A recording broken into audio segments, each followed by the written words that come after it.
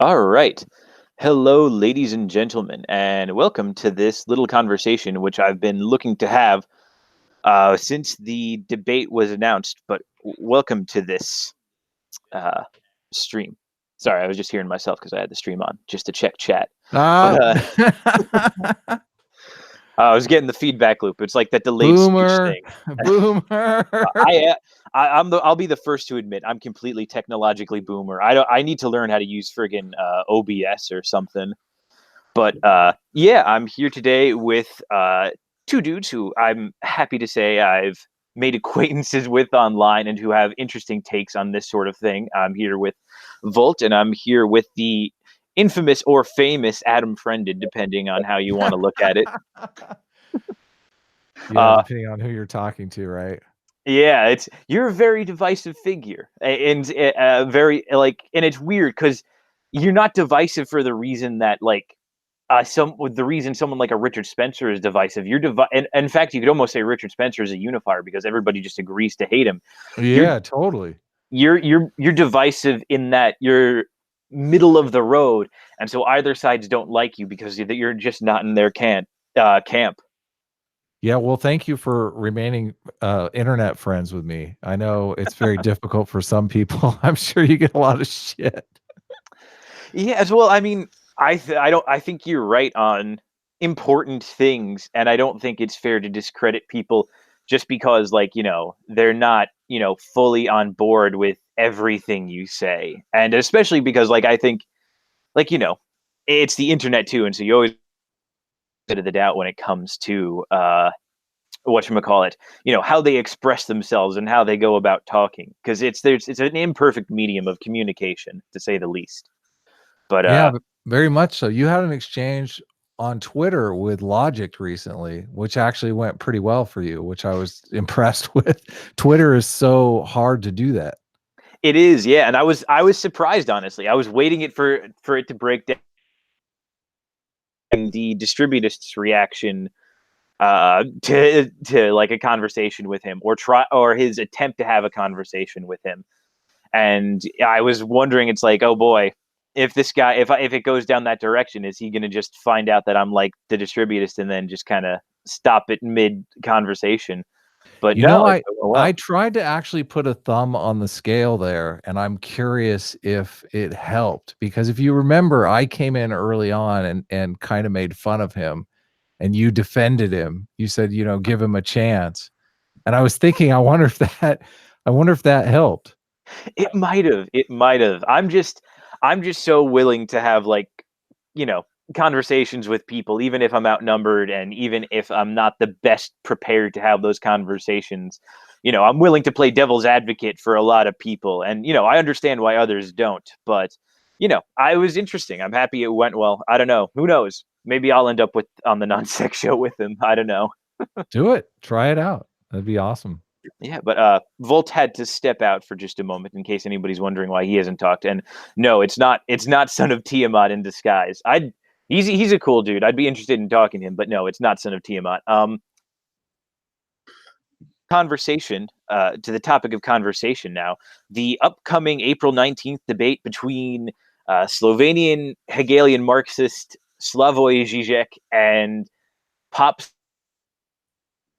Peterson of the frozen tundra of the north, aka Canada. But uh, I don't know. I've been personally very psyched to have them debate, but I've seen a lot of, how to say, I don't want to say black pills because I've been using that too much lately and it's becoming overused, but I've been seeing a lot of people saying that this debate isn't really going to bring anything forward. They're kind of just both playing to their audiences because they're cults of personality, and so nothing big is going to come of it.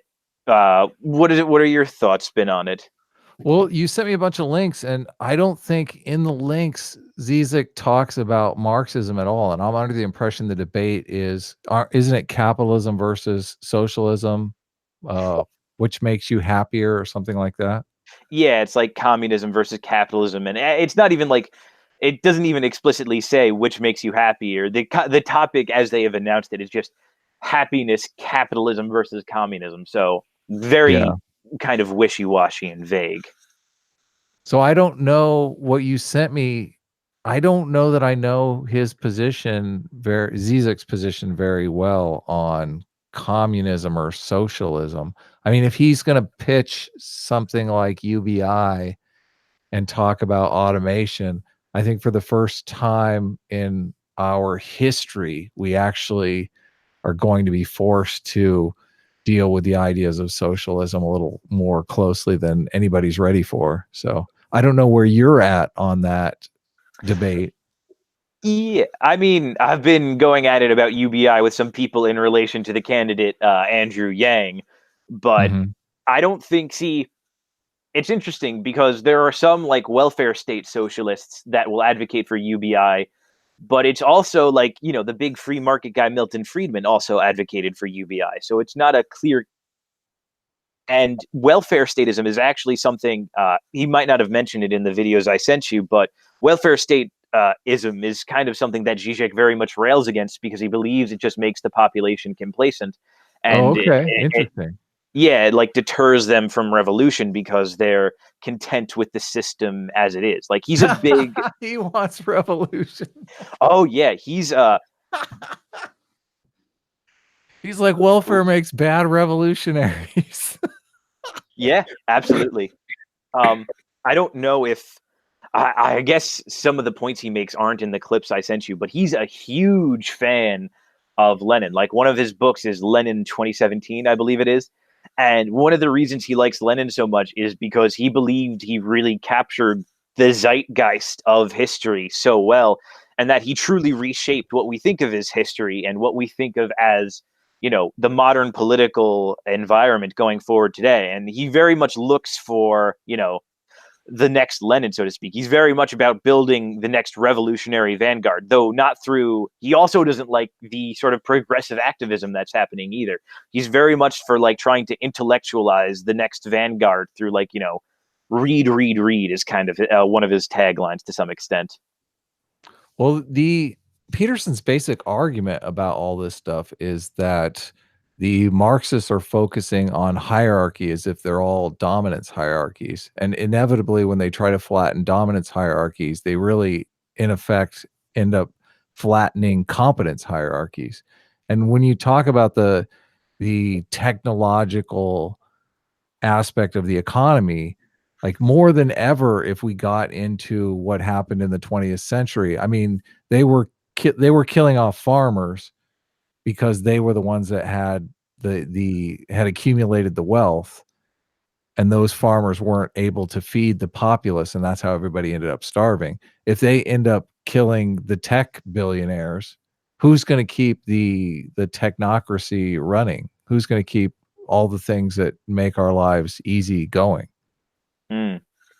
Yeah, it's interesting. I mean, I could kind of think if you're gonna play Peterson in this, and if I were to play Zizek, I suppose the response I could think of him saying is that one of the things he talks about is very much a post-human economic, as a post-human form. Like I wouldn't say he's transhumanist, but he's not. He's not for humans remaining completely static either. He can see a world in which well, the way in which the future evolves isn't necessarily through changing the economic system, but through us changing to meet the economic environment. Like he's very much into culture itself being a force beyond our control and us being used as a tool of culture, and if you want to get into the specifics of it, language. But that's sort of a more specific point. But he's very much into us being shaped by culture as well as us shaping culture itself. And so he'd almost say that it's not so much a matter of, ending the technocracy as it is us changing to meet the demands of the technocracy without having capitalism anymore. So, but he wants to eliminate capitalism altogether. Is he one of the people that are in favor of eliminating the employer-employee relationship? Because it really seems like that's what they're most interested in doing away with. I would say yes, but it's more if you get back to like real, the historical materialist dialectic of Marx, he's very much into this idea that there are necessary phases. Like, he's big on saying capitalism is like the greatest thing we have at the moment, but that it's not the last step, and that the next step is capitalism creating the preconditions for a full Marxist state.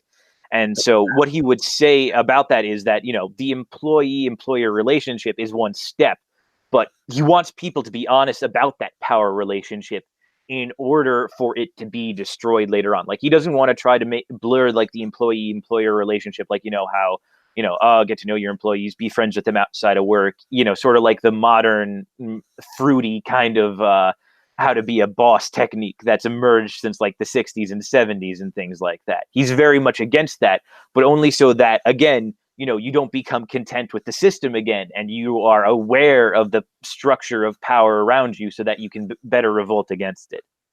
That revolt thing, I see the Marxist idea very simply. I see the Marxists being driven by a resentment towards the employee-employer relationship. They see that as slave and master, oppressor and oppressed. And out of that relationship, out of that desire to just abolish that system, they just are coming up with whatever whatever random idea. I guess their idea is cooperatives is how they're going to abolish that system, but I don't think there's any evidence to show that cooperatives are actually going to be sustainable. The thing that I never hear the Marxists talking about is the fact that the Marx was very, very clear about how capitalism was delivering more and more goods, and that would lead to a situation of superabundance, which is what we're seeing now, what we're talking about with UBI, or universal basic income, or as Yang calls it, the freedom dividend, that it's so easy through automation for those that have to produce that it's going to really damage the economy, because there's not going to be enough jobs to go around. So the way that we're used to the economy working, people work, they make money, they buy products, that cycle is on the verge of coming to an end. So I mean, the idea that we have to get past this is something that I'm thinking about. I think Peterson's thinking about it. I don't know much about whether Zizek's thinking about it, or if he's just more focused on that, abolishing the oppressor oppressed situation with employer and employee. Mm-hmm. Yeah, well, it's interesting that you bring up, like, what are the alternatives that the left has, because Zizek is like, one of the reasons he gets into controversy, even on his own side, is that he's very much self-critical of the left, and that's one of the reasons I like him, because I think he's very honest. He said that the 20th century is over in terms of the great communist movements like Maoism and Stalinism and things like that. They were failures. They were murderous failures. And to get back to the topic of conversation, I think that's one of the things that I don't think Peterson is prepared for, because Zizek openly admits that the communist regimes of Stalin and Mao and others have been murderous, bloody failures. And I mean, it'd be interesting. And the way Zizek tackles it, like the way he says, like, if you were to ask if you want to try it again, Zizek would kind of come back to you and say to you, it's not a matter of us wanting to try it again. It's historically necessary. Like, this is simply the end result of history. It's not a matter of any individual or group of people trying it again. And so he sort of sees it more as just, the inevitability, and whatever form it takes is almost besides the point. But he's very much looking for it to happen, and he's trying to get people to think about how we can make it come about. But he's not doing it in sort of like the activist college student way, which is another big criticism of Peterson, but more so in the intellectualizing, read Hegel, read Lenin, so forth and so on, and become a better revolutionary kind of way. Is Peterson a pragmatist, right? Yes. Okay. I don't know. If I was in Peterson's place, it seems like the rapid expansion of the middle class seems to kill any type of ideas of Marxists or even fascist revolutions. Like radical liberal democracy pretty much killed radicalism. So, like, would you say that Peterson just ought to make the case that, because we have liberalism, you should just give up. This is Peterson like telling Zizek, it's like, oh, hey, you need to give up your dreams of revolution because guess what, bud? We have liberalism, so stop, pretending to be a revolutionary. No, the thing is with an educated middle class, since America been cry over Western democracies, there seems to be very little sympathy to that type of radicalism. You may have the middle class may support for reforms such as welfare statism and the expansion of certain programs, but full-blown communism, which they often associate with the USSR and Maoist China, they're going to say no because hey, we don't want to starve to death or be submitted to a totalitarian government. Plus, then Marx also said that these revolutions would have happened in these highly industrial liberal societies anyway. But when you look at China, Russia, Cuba, you see these countries were backwards, feudal, aristocratic in some manner. And it was just this refusal to modernize their economy. This left them susceptible to these Russian Revolution wasn't exactly led by the peasantry, but these peasant revolts. Anyway, I think Peterson will make that some type of argument in that form, Mm-hmm. I mean, I wouldn't say you're wrong in that liberalism has been pretty effective at quashing revolution, but I think, Zizek is in his sort of anti-pragmatism almost, would I think be able to come back and simply say, obviously this is why I despise liberalism. Obviously this is why I'm sort of rooting for against it. But he would point to, like, the big thing about the Hegelian dialectic, which Zizek likes a lot, is the fact that it takes two contradictory positions and it brings them together. Like, it's the idea that everything is a part of a whole system, and by bringing it together, the contradictions can be resolved. And so what Zizek would make the case for is that the inner contradictions of liberalism could be brought together, and it would eventually just mean the destruction of this system entirely. And so that the only other viable option for not only solving the issues we have today, but going forward in order to solve the issue of other economic and environmental crises would have to be through Marxism, essentially, as that's really the only way he views it possible to get those sorts of issues resolved. What's the main issue? What is he trying to resolve?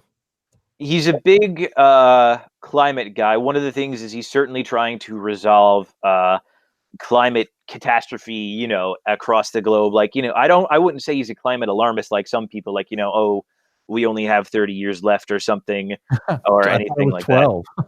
Yeah, or 12. He's not that, but he is saying, like, look, we're doing damage to the planet, and you can't privatize the sort of cleanup that we need to do. And he would point to Fukuyama, and he would say, or Fukushima, which Fukushima, yeah. Fukuyama's the author. Yeah. Fukushima, and he would say, like, look what the Japanese government did, and look at what the Japanese people did. This is sort of collectivized work that needs to be done in order to actually solve environmental problems. And he sees, like, the only way people can get sort of behind a label in order to do this sort of collectivizing is under the label of Marxism. That's one of them. Another issue would be economic alienation, which manifests itself in things like, greater rates of suicide, greater rates of depression. Like, that's something else Andrew Yang sort of brought up, was that, he brought it up on Tucker. It's like, how can you say the economy is healthy when we've had the opioid epidemic and people are killing themselves at unprecedented rates and things like that. And Zizek also picks up on that point, and he says, look, this isn't just some sort of psychological thing. This is inherent to liberalism as a system. And so if we eliminate liberalism, we'll also eliminate this problem as well. And perhaps that's another reason I like him as well, because I disagree with how he intends to solve it, but I don't necessarily disagree with that sentiment per se. And so there's certainly that element to it. I So think those are the two big ones, like climate and alienation, to put it broadly. is Zizek any? You make it seem like Zizek is accelerationist. Is a what? Accelerationist. I that's an interesting point. I wouldn't know if I could legitimately call him an accelerationist or not, because I mean he is and he isn't, because he liked Obama at first. Like he's like, oh, he's like willing to admit like, oh, Obama was just another liberal, but he got big things done like destroying the taboo that government can't run healthcare in America. Like he was big in sort of destroying that taboo and sort of destroying that right wing talking point to some extent in the U.S. to the point where people are calling for nationalized healthcare now, even amongst the right. Like you got more people like Tucker Carlson, and so I don't know if you could say he's an accelerationist so much as he just wants to see liberalism to its, or what is in his mind its natural conclusion, which is its own destruction. That's not how history works. I mean, like he's clearly a historicist like Marx and Hegel, but we just look at history overall. It has no sense of direction or a inevitable conclusion. It's more cynical, if anything, and that's a more I think that's a more reasonable interpretation of history of itself. That we don't have any direction or progression, or this is inevitable. It's just people. It's just people. It's just people doing their thing, making their mistakes, and this will have this great big consequence that everybody's going to be affected by in the next few hundred years, or something like Spangler, that we go through these seasons or life changes, and that history itself is organic, and we go through these phases of cycle and decay. And right now, you may agree that we're kind of in a decay state, but as things going on right now, we don't know where we're heading towards at the end of the day. Like I don't think Peterson believed we're heading towards communism. I think Peterson has shown himself to be a democracy. Yeah, no, that's an interesting point. And to kind of bring it back to the like I would disagree with you, but to get to back to the topic of the conversation, like Adam, as playing Peterson here, as being our proxy Peterson, how do you think he might respond to the issues, or would he not even consider them issues at all? Well, the material conditions are different now than they were in the 20th century. Like my big question is why was communism a failure in the 20th century? I think it's obvious that what Marx was talking about was the technological advancements to the point where we have superabundance. That wasn't in existence in the 20th century. Like they didn't have a key component to make Marxism work. So I don't know enough about Zizek to know if he's going to bring in like arguments of our technological advancement. And I'm curious what you're talking about when you're saying, like, are you saying that, what are you saying is the end goal of liberalism? Well, I think, I kind of made this point in a stream I had last night, and I think Zizek makes this point as well. Like the end result of liberalism is that it's simply a system reliant on axioms of materialism and positivism, and it's sort of stripping everything of moral and greater significance. Like, to put it in Peterson terms, Peterson talks about archetypes and striving to be, better than yourself by living up to these archetypes and things of that nature. Essentially, to put it in Nietzschean terms, to become an Ubermensch, more or less. And really, I think the problem with liberalism, as I see it, and I think as Zizek sees it as well, is that, I might be reading into him here, but I think his point is that you really can't have that meaning within sort of the materialist framework of the current system. And so in lieu of like taking the sort of specifically Nietzschean route of, just asserting your own morality within the liberal paradigm, Zizek would say we collectivize almost our will and try to create a new paradigm altogether through simply willing a new paradigm into existence. And Zizek believes that new paradigm, simply out of historical necessity, will end up being communism. You're jumping around between like the level of the personal and the level of the institution. Like, what does our economy look like? Is what I was more asking. I mean, personal, personal, depression aside, what does our economy look like?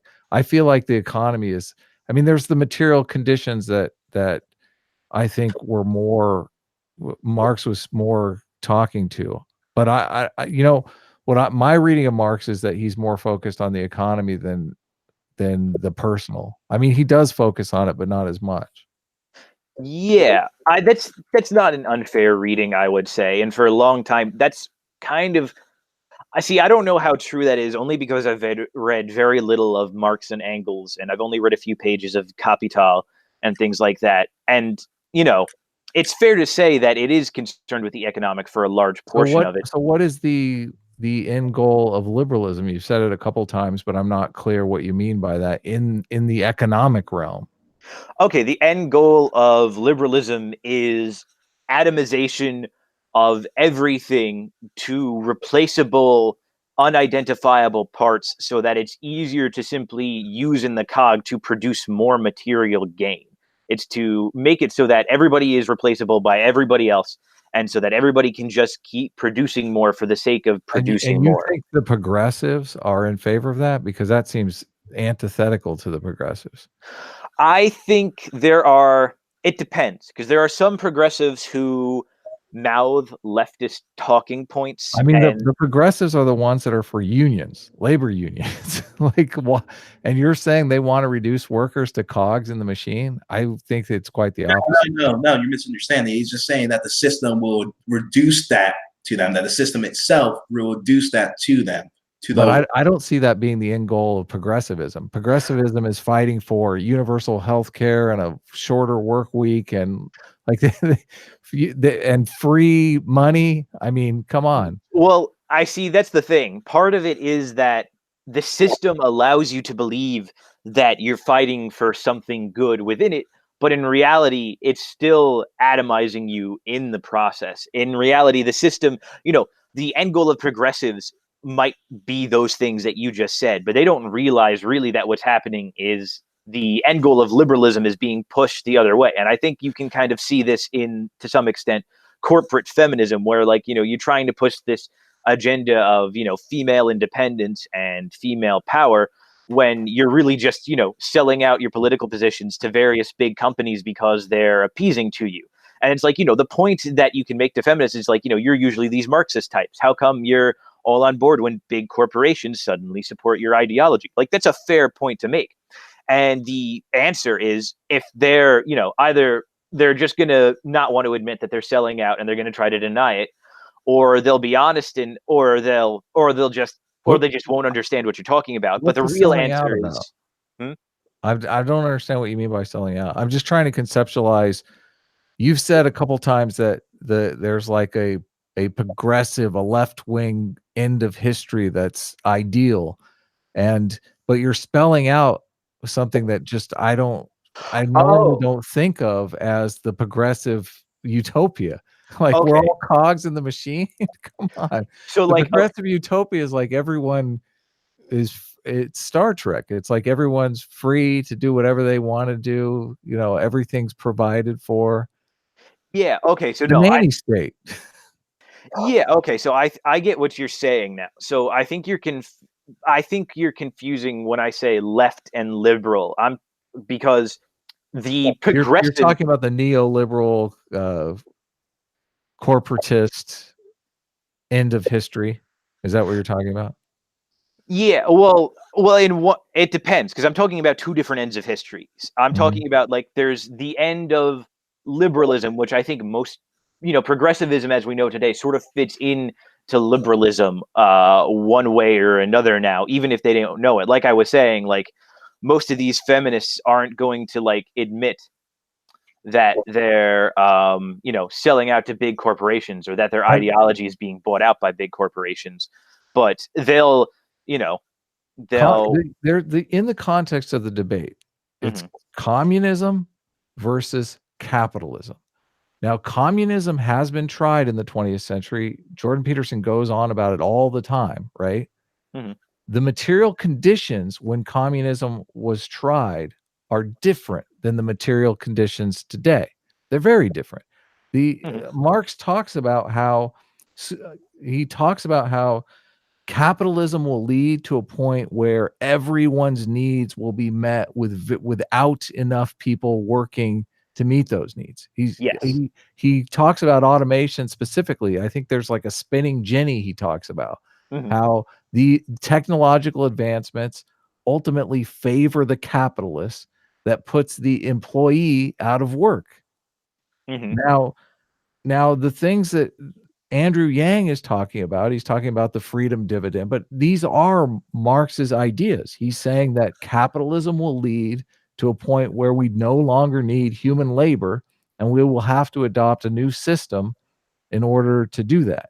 Like the revolutionaries have adopted Marx for their own ends, but the revolutionaries of the 20th century they lacked the most essential component of all, this idea of superabundance, this idea of an economy producing more than anyone could ever imagine. But we're moving towards that. And I just think unless we're going to make changes, and I think calling them Marxist is probably the worst idea in the world, because we've had decades of beating up on just the idea of Marxism. We would have to call it something else. I think what Andrew Yang is talking about is more along the lines of what I'm thinking, but I don't know where Zizek stands on this stuff, because he's talking about a revolution. Yeah, well, I think I think you're painting Marxism with a bit too broad of a brushstroke here, because the type of Marxism you're talking about is kind of memed about. It's most commonly referred to as like, you have fully automated luxury communism, right? Like this idea that the machines are doing everything, and it's a kind of Star Trek-y singularity, and that's a future we're going to see, right? We're in agreement on that. I think we're going to destroy ourselves before we get there, personally. Okay, so you're the optimist. I personally have no idea. If we don't destroy ourselves, we are going to get there. I mean, that's a big if in my mind, but I suppose the internet. There's a brilliant book. I'm forgetting the name of the author. It's called "Who Owns the Future," where he goes into the numbers on the jobs being lost by the internet. The internet is the first technology that actually has created less jobs than it's destroyed. Most new technologies, we've been in a technology cycle for the last 100 years, well, thousands up until now. Every single new technology has created more jobs than the technology that technology supplanted. Like obviously, the classic example is the automobile put buggy whip makers out of business, but it put a whole hell of a lot of auto parts makers into business. But the internet has changed that. Companies are able to do more with less human labor. So either we get rid of the human beings on the planet, or we support them, because they're not going to be smart enough to do these jobs. Even what they will potentially talk about in the dominance hierarchy versus competence hierarchy. That's why I brought up the example of the farmers. Like they killed all the farmers and everyone starved because they were the competent. They knew the technology to feed people. In this new situation, like, do the titans of industry now, do you think, like the left has this idea that your status in society was just bestowed upon you because you were in the right place at the right time? I'm not sure that I believe that. I think that those people at the top of those hierarchies, like Elon Musk, I think Elon Musk probably few people could step into Elon Musk's shoes, if any. So if what happened in the 20th century happens now, it's like we could all starve to death. I mean, it could be a lot worse than starving to death. But Well, if we adopt, if Elon Musk shares what he is earning for society, then we're in a Marxist type situation that could possibly sustain itself. Well, again, it kind of depends because there's a couple different types of Marxism that all have their different sort of ends of history. And what you're talking about, the sort of fully automated luxury communism, is just one. But a lot of Marxists sort of don't sort of reject that. They sort of see that as a very liberal end to history because this idea that, you know, the workers can be completely separated from the means of production while simply receiving its fruits is like alien to a lot of them. A lot of them have this vision where simply, you know, you build up material wealth to a point that, you know, nobody needs to work or nobody would have to work, quote unquote, but to the point where everybody then wants to work to continue to produce that wealth anyway and to continue to better themselves. Like there's certainly something to be said that, you know, Hegel was a Protestant, and there's certain elements of Protestantism that do carry over to What is your argument? my argument is that another part of communism is having everybody work and having everybody do work. And so the idea that the Marxists are just sort of looking for the Star Trek singularity isn't necessarily true. And moreover, it's something that I think, you know, Zizek himself in the context of this debate wouldn't advocate for, because so you're saying the Marxists are all going to say, well, we all have to work. They are more interested in dividing up the wages more equally. Yeah, it would still be like, you know, there's debates about whether or not it would be quote unquote forced labor or anything like that. But it would still, yeah, you know, please no forced labor here. Yeah, you know, well, I mean, those are the discussions that pop up, but it would definitely be, you know, But how does that fit with the times now, the material conditions of our present day? Because the idea that we have, yeah, sure, we have plenty of work for people to do, but it's work that's outside of people's ability. Well, that's the other part of sort of Zizek's thing, that it's not just, you know, work. It's like, this is almost another point that you could say Yang is making, and Yang is making a quote unquote Marxist point, is that he's trying to restrict the growth of automation and the growth of technology to make it so that more localized business is possible. And this is something that Marx wouldn't be opposed to. I don't think that's Yang at all. I don't think Yang is trying to stop what's coming. I don't think he's trying to slow it down. I think he's trying to find an economic workaround. Like, seriously, if well, I think there's a lot in the next 5 years, if in the next 5 years we have automated cars, that's gonna eviscerate jobs. I don't point. No, I get. Well, he's also trying. Yeah, that is his point. And he's in addition to trying to like potentially cushion the blow of something like that, which, you know, he would do through UBI. He has sort of taken an anti-tech stance, like Tucker did when he was talking to, who is it? I think he was like Charlie Kirk or something. Tucker took the anti-stance. I have yet to hear Yang take that stance, and I think Tucker was wrong for taking that stance. We'll see. You and I. Well, to put it back in that's another conversation. So you would rather have truck drivers driving trucks than collecting money from the state? Yeah, no, I would, because that's another part of like Zizek's point, is that there's a psychological necessity to work. Like work and labor is something that dignifies the human being and makes life worth living. I don't disagree for some people, but that's not all people. You know, you could make the case that that's not all people. I would feel comfortable personally making the case that it's the vast majority of people. And I think, you know, and I don't think necessarily Peterson and Zizek would disagree on that. I don't think we know. I don't know. I think if you asked 100 people if they could just have money and do whatever they want versus working, I think 99 of them would say, well, I'll just take the money and do whatever I want.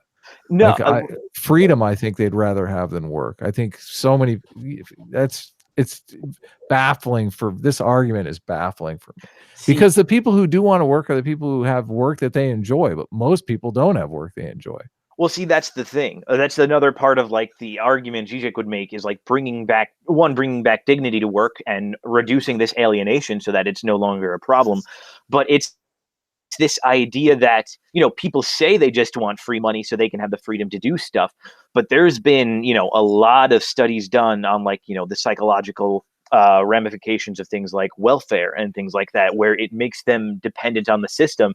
And it makes them feel just really utterly hopeless. There was a good book I read by, my dad had me read it not too long ago. It wasn't a horrible read, actually. It was Arthur C. Brooks, who used to be the head of the American Enterprise Institute. I believe the book was called Conservative Heart. I'm just checking that now. But it was a good book, and it talks about various times, the psychological effects of welfare, people who come off of welfare to have more meaningful jobs, and how they just feel better doing a job, even though they might have had better money on welfare, things like that. Yeah, it's the Conservative Heart. How towns in Austria, like when the option was given to have welfare, like a town in Austria just became. So what do you want to town. do? You want to just have them dig ditches and fill them back in? I mean, maybe not exactly that, because well, what is your? I mean, that's my thing. Like, okay, like obviously some truck driver's not going to be a computer programmer. What are you going to have that truck driver do? You going to have him dig ditches and fill them in? Because I don't think he's going to feel more more respected if he's got some job that doesn't better society in any way, shape, or form. Like No. nobody wants some thankless job. Yeah, of course. I think to put it in perhaps like the Zizek way is you redistribute the means of production to, say, the mom and pop shops on Main Street, or you What break Main up Street? you break up big farming and you redistribute it to local farmers who retake over it. And it's some of it. It's not necessarily contingent on a certain material status. The material wealth that comes out of it is almost an afterthought. It's almost more the state of human being and human life that's more important in this context than necessarily the material outcome, which is sort of, it's not necessarily the most Marxist point, but I think to some extent Zizek does believe that. Main Street is dying. Well, it is, and I'd say, Yeah. Zizek wants to try to bring it back, and to some. There's no way back. You think that's a pipe dream. Did I cut out there? Will point out there's like a romanticism behind all this. Oh, of course there is. I mean, again, Zizek's biggest influence is more so than Marx, I would say, Hegel. And Hegel was, of course, totally caught up in German Romanticism. He was an acquaintance of Goethe's, and he knew Schiller, who was a great poet and playwright at the time. And so there is very much a romantic element to that. And see, that's something I think Peterson is going to have a tough time with dealing with, because one of the problems I kind of take with Peterson is that I look at the advice he's giving, and he's sort of making appeals to these sort of ideal archetypes and like the forms of like the hero archetype and manliness or masculinity and things like that. And it sounds very transcendental and metaphysical, but the purpose of him offering this advice, it seems to me, is so that you can go out to go live in the liberal system longer, and that so you can be psychologically more healthy, so that you can be a better cog in the system. Whereas Zizek's talking about not even having to be a cog in the system, and is almost in some sense truly realizing the ideals that Peterson is talking about, without the extra baggage of using these ideals towards the ends of some other big corporation, or towards the end of the liberal system. And so, and that's in no small part because they both take a good bit from psychoanalysis and Nietzsche. And I think it would be interesting to see how Peterson sort of deals with that idealism from Zizek. I don't know what you mean by the liberal system. But it seems to be just striving something that's not really attainable by any reasonable metric. We sort of have to we are forced to live in this society, and we kind of need to work within our means of it. But striving towards to some type of romantic ideal or utopia seems to be quite deadly in its implications, very deadly indeed. It just Well, seems to be reasonable from Zizek. well, I mean, look, you can say, well, by what standard is something reasonably attainable? Like by what standards was an independent 13 colonies a reasonable standard to strive for? By what, no, but by what standard was like, instituting the rights of man in France a reasonable standard? It's a very subjective thing. And while I agree with you, it certainly could be a deadly option. It's again something that Zizek would say is better for man overall, even if it is deadly. Like, that's his point. That's why he's willing to go back to communism, even while admitting the failures of Stalin and Mao. It's because at the end of the day, is he views this as something intrinsically better for humankind. Well, the thing is, with the 13 colonies, they're not trying to change society. They just still want to conserve the society they had, which was a merchant commerce society with France and the. You don't think rebelling against a God-ordained monarchy is completely reshaping the social climate and landscape? Well, or the societal climate and landscape, I should say? No, with their principles, there was more with their principles and with their ideas of the founding fathers. They took a very conservative approach. They're not trying to. They were, hold on now, they were revolutionaries. They weren't very conservative. You can't. Like their ideas, how to build this country, how to build this policy. Well, revolution was a very conservative tone. Well, it was liberal back in its day, but it was conservative by our standards. But that's sort of meaningless trying to compare it to our standard. Like what's really, they were revolutionaries. There's no two ways about it. And so, you're right to point out that it's liberal for its time. It's not simply that it was liberal for its time. It was revolutionary for its time. And so you have this situation where it's not simply a matter of, social change is deadly. The American Revolution was quite deadly. But at the end of the day, you'd have a lot of Americans saying, oh, yeah, it was worth it in the end because we got independence and we got America, which is a great nation today, and so forth and so on.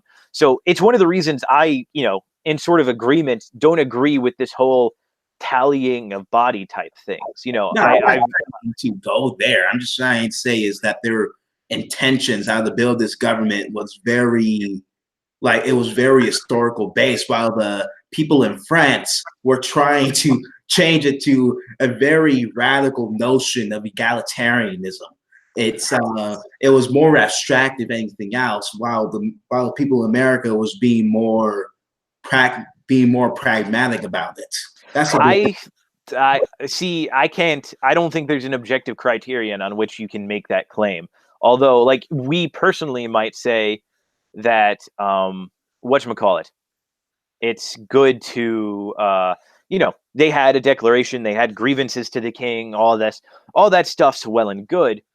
But at the end of the day, what are they trying to implement and things of that nature? And, you come back to this idea of like, radical self-governance and things like that. And even that you could say it's not France, and you could say France is a little bit more ridiculous, but it's still at the end of the day something very, very profoundly different from anything they had experienced at the time. And so again, I think you can rail against the idealist spirit of Zizek, and you can say it's deadly, and you can say there's going to be a lot of consequences to it and whatnot. But I don't think that's going to be a good argument if the ends justify the means. Like, that's the thing. If the whole ends justify the means thing comes up, to me, that's a tautology. Like, you don't do anything without the ends being worth it. And so the question is never, like, the question is often brought up to like dismiss this question. It's like, oh, well, would you kill a baby to like cure cancer or something like that? You could say, no, I wouldn't, because you don't think the end of curing cancer is worth that means. And so the end does not justify the mean.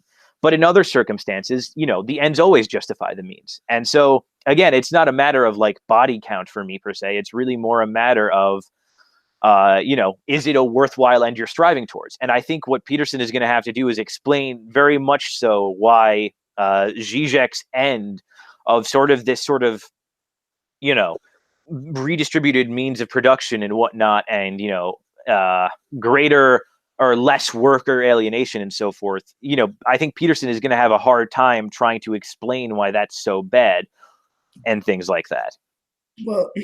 Well, I'm taking a very libertarian perspective on this, but yeah, I know.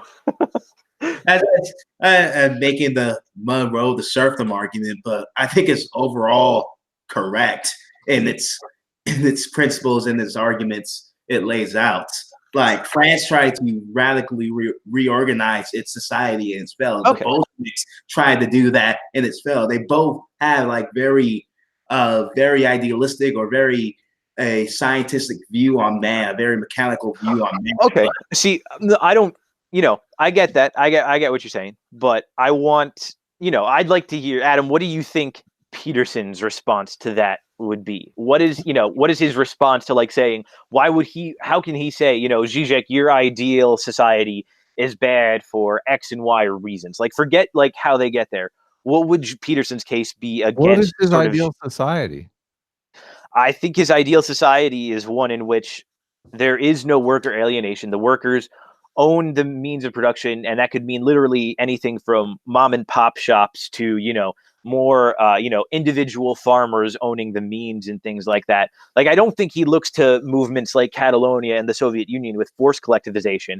I think he just looks to it as redistribution. So, a farmer can own his farm and work it with his family, and he doesn't have to share it with anyone else because he is a worker, and so he owns the means of production. Who owns a farm these days? Like 6 guys? Like, well, why are we talking about farmers? Seriously. Well, because that's what that's like, that part. Like that's 100,000 truck drivers in the U.S. Well, let's talk about the 100,000 truck drivers that are going to be out of work, not the 6 guys that are left owning farms. Well, no, he'd say agribusinesses. Yeah, well, no, he'd say. Well, first off, he'd want to destroy big agro and redistribute it so more people could be farmers. But he'd also say, no, let's give the truck drivers an opportunity to keep their jobs. Do you think that's a good idea to destroy agribusiness? To destroy big agro? Personally, I would say so. But I mean, there's more to the case than simply saying, individual people should own these jobs. But I personally want the end of big agro. But I think the more to the point is, Zizek's proposing a society. The society that he wants to strive for is one in which people themselves own their own business, essentially, more or less, and provide for themselves and aren't reliant upon anybody else to sustain themselves in what they do while still having the current capabilities. Like, how would Peterson argue against that as an ideal? Do you not accept that we are in a situation where less and less people produce more and more goods? Every single year, less people produce more goods.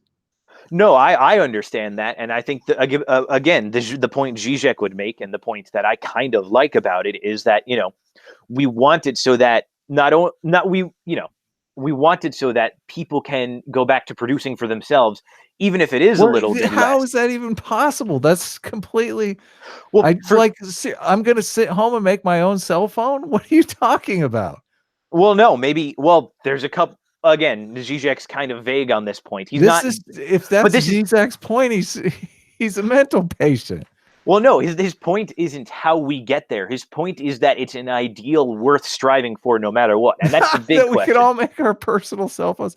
I think that's kind of a straw man of the situation, because it's not simply a matter of, technological, niceness in terms of standard of living. It's also a matter of labor, right? I mean, you believe what Adam Smith was talking about, the baker and the butcher, right? Yeah, I believe it. We're all going to be our own bakers and butchers? Come on. Well, because the question isn't so much whether or not it's cheaper or more efficient to do it like that. The question it's not. No, of course. But that's not the question. The question is it good to have everything in this system of division of labor? Is it better to be your own baker and your own butcher and things like that? If less people can produce more goods, then yes. Well, okay. Isn't that the ultimate goal, is for less people to do more work? Come on. I thought that's what we were striving towards. Well, see, it's interesting. You're very much sort of making the liberal positivist case that I think Peterson would end up making. And again, this isn't And that's we're something all Zizek. going to be artists and video makers. It's going to be great. Are you kidding? We're all going to be artists. Well, no, Zizek doesn't believe that's going to be the case. At least, like, again, you could have him you have him advocate things like a post-human economy We where have you an have all this. we have an all voluntary army right now, right? We have, as in we don't have conscription. Yes. Yeah. So we will have an all voluntary workforce eventually. See, how is that any different? Well, because there's not going to be that all voluntary workforce under liberalism, is what Zizek would say. Like the way things are going now, it's you keep throwing this term around liberalism, but you haven't defined it well at all. Okay, fine, fair enough. It's less to do with when I say liberalism. It's like your magic word for everything. It's like, well, it's my word for the current system, and it does encompass a lot. So I am meaning it to be intentionally broad. Capitalism is the economic system, and I view capitalism as non-partisan. When I think of liberalism, I think of. I'm sorry. That's a very much Zizek's big on. To say something is non-partisan is to only sort of say it's within the system, and so because it's such a part of the system, you've come to think of it as not having a side or inherently being just a part of life or whatever, or what have you. And so, what Zizek would say is, that's the problem, is that liberalism has done such an job ingraining in you this idea that, these systems are nonpartisan and these systems don't have ends in themselves, that, you've become complacent and you've become unwilling to change. Isn't capitalism just a tool of, I think of a partisan divide as like a moral divide. I don't think of it as a economic divide. No, I would say it is a moral divide. The argument that the Marxists make for why capitalism is immoral is they're making an argument that the employer-employee relationship is akin to slavery, and slavery is immoral. But I don't believe that. I don't think the employer-employee relationship is immoral, and I don't think it's slavery. Okay, I'm going to go to bat for the Marxists here because I don't think that's I don't think that's a completely accurate interpretation of, like, yes, a lot of the ones who don't read theory and yada yada, they'll say it's essentially akin to theory, but there's a more nuanced view in that simply it's not necessarily slavery. Like Zizek will say, oh no, it's not slavery, it's just the next phase in alienation. But alienation itself is just a state of contradiction, which in the end will be resolved and ought to be resolved so that history can take its natural course. What's his beef with alienation? And what does he mean by alienation? What he means by alienation is... are you telling me if I have a job that I enjoy and I get a wage for that, I'm the one that's alienated somehow? You are. Well, it depends on what your job is.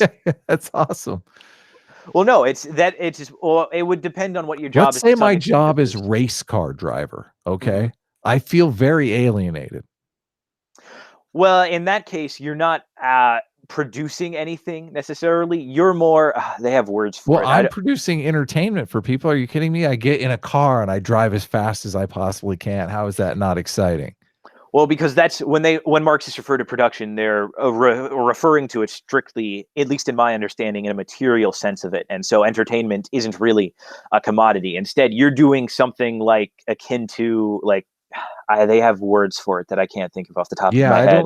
If you're talking labor theory of value, I think that's a part of it. Yeah. You don't believe in labor theory of value though, right? No, I certainly don't. I think this is what Zizek's going to pull out. He's going to go the labor theory of value route. I don't think Zizek's going to go that route. No, he certainly wouldn't. He's very much a proponent of sort of a modified labor theory value, but even he wouldn't resort to that. What he would say more so is that alienation is a problem because if people were alienated by work, they would stop working as soon as they had the means to do so. But most people don't. Well, no, it's not that simple, because part of being embedded within ideology, as he would put it, is that you think you is that you brainwashing. well, it is. It's like this is another point he gets into, because this is his big sort of this is his big postmodern influence. That, and I think Peterson has something, to Peterson's credit, talking to Zizek is actually talking to someone you could rightly label as a postmodern neo-Marxist. Like, you would be right to call Zizek a postmodern. It's going to be a terrible debate then. Like, how are they going to agree on anything? Well, because Zizek isn't just a postmodernist, but he uses postmodern methods, essentially. And that's how he analyzes liberalism and the power structure of liberalism, and how living within a liberal world order, and what I broadly mean by that is that it accepts the axioms of the Enlightenment, that, you know, man is essentially, to some extent, tabula rasa, that he is an individual with certain rights, however they may be defined, and that this, you know, these rights can entitle him to some things in some sense, and give him certain negative freedoms in other sense. But so that's how I would broadly define liberalism. But one of the things Zizek says is symptomatic of this ideology of liberalism is that the idea that you have to work, and that alienation is simply just something you kind of have to suck up and live with it. Stop right there. Stop right there. Okay. On the alienation thing. Okay. Yeah. Just let's keep it as simple as possible here. Like, why? So his hypothesis is that anyone who works for someone else feels alienation. Is that what's going on? Yes, and in the most extreme cases. And I use the example of the race car driver, which I think is someone who doesn't feel alienation, probably shows up early to work every day. Actually, you know what? But I don't want to get sidetracked here on the alienation thing. Okay. So there's that example as well. And then I'm saying that we're moving, as the economy moves towards less people can produce more goods. And I'm disregarding your argument that people get meaning out of working shitty jobs. like that to me just, I don't think I said that. Patently ridiculous.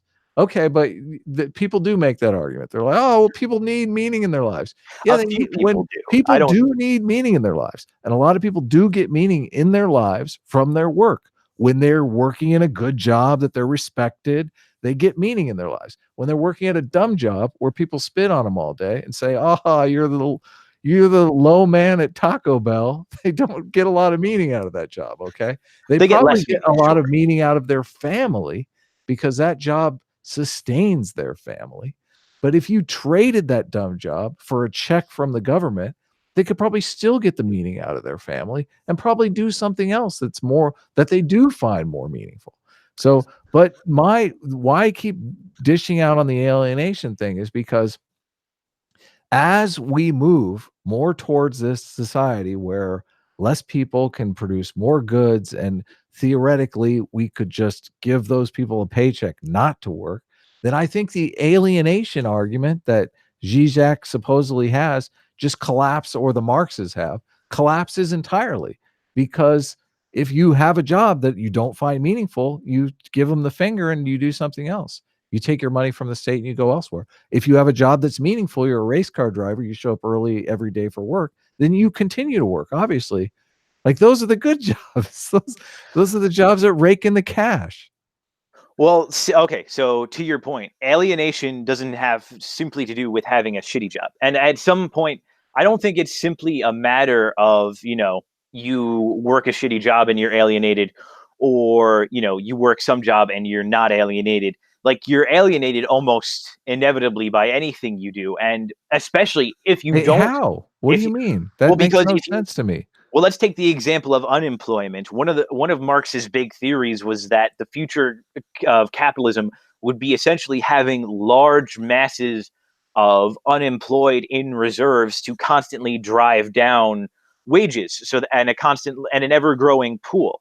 And right, yeah. And the reason that would work is because the unemployed and the people who don't produce anything end up being the most alienated, because not only are they not No, working, I agree. Yeah, that the unemployed are alienated. Are you kidding?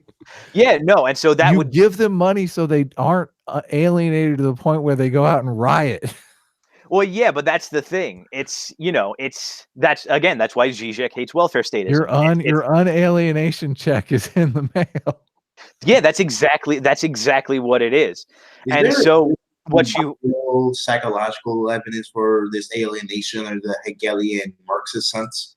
Oh yeah, absolutely. There is I don't psychological evidence for this. Like this has been huge in the fields of industrial organizational psychology and sociology. what is It's the argument though? What is the point of bringing up the alienation thing? Because it seems like the alienation argument is that the argument that the Marxists are making is that work is oppressive and that makes you feel alienated, and therefore we should make work not oppressive.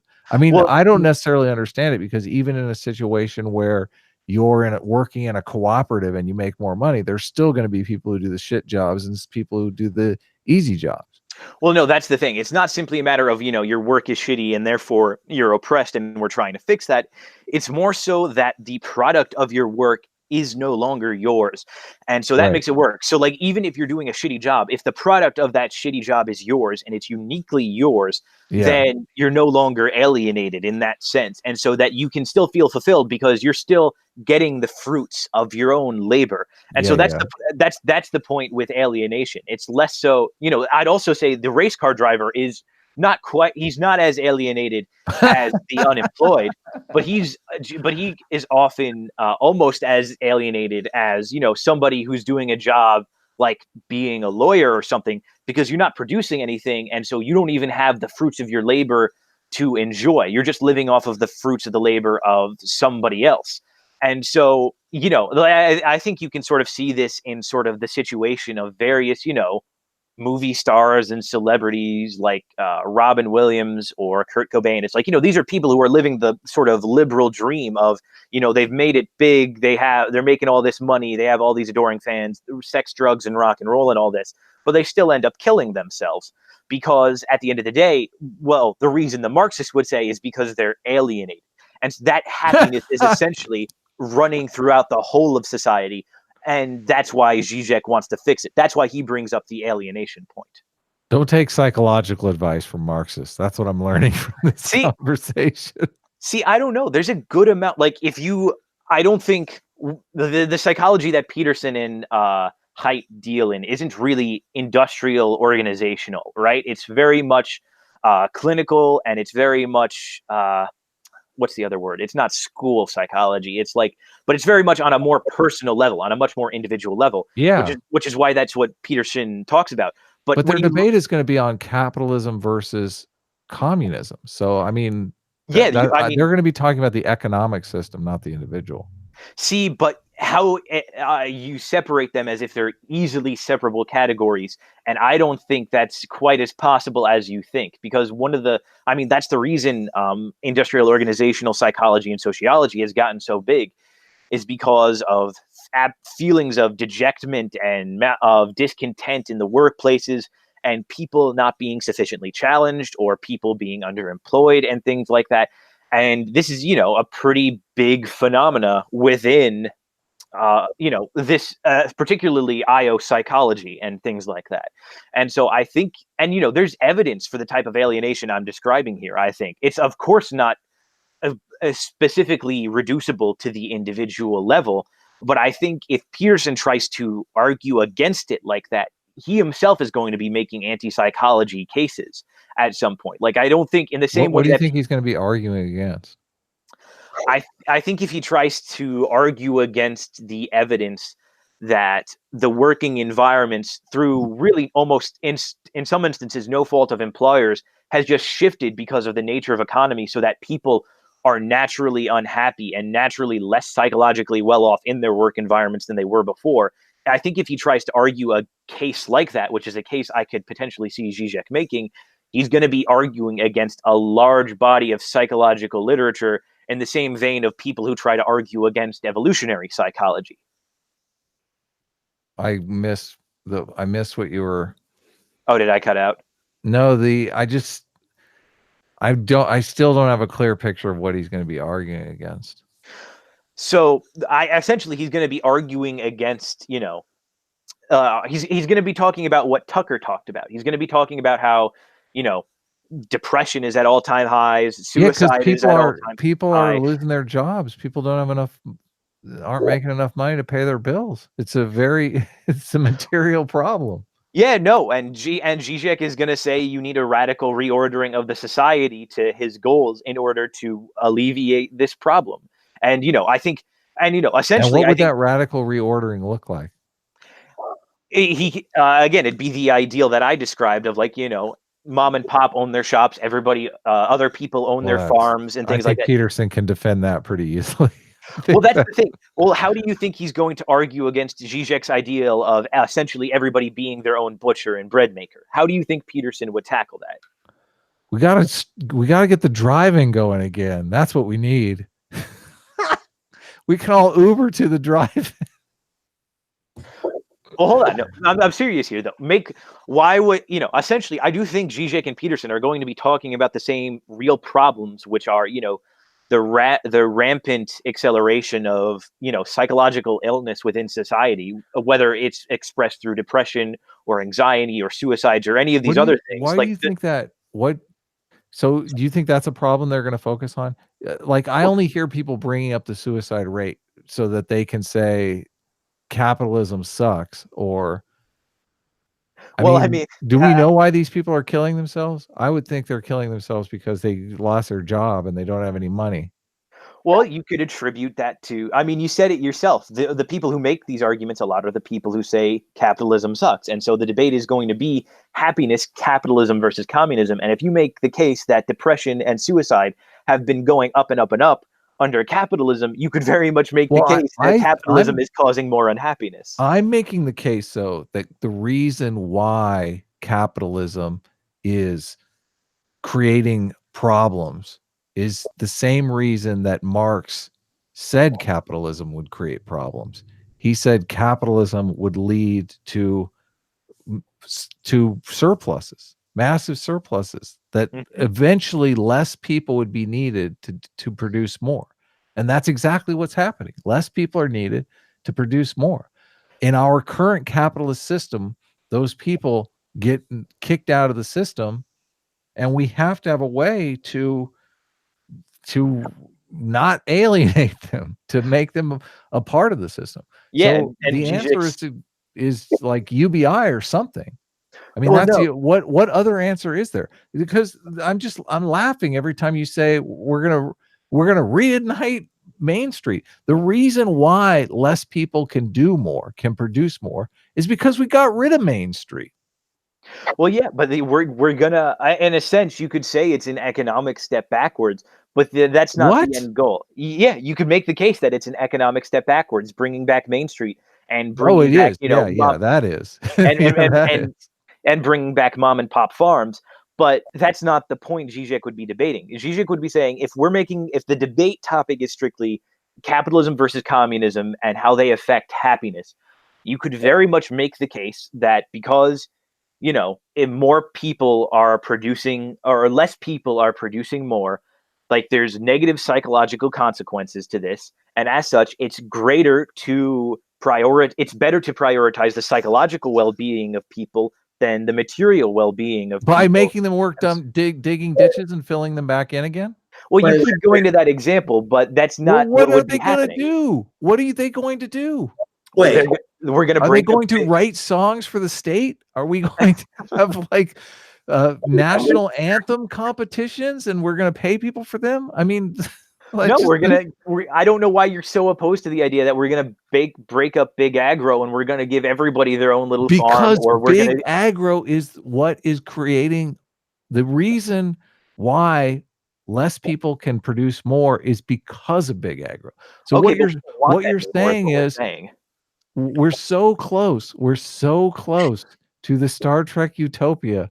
And what you're saying is we need to stop doing what we're doing. Wait. Well, yeah. Sorry, go ahead, Volt. Back on alienation, on the depression and suicide rates. But do you think there's a chance that Peterson will bring up post-communist societies such as China, Russia, Vietnam, where the suicide rates and depression rates are really, really high, where people don't really attend the church, where prostitution is still rampant. Like, you think Pearson will bring that up? You know, I don't know what the suicide rate is in China, so I for all I know, high.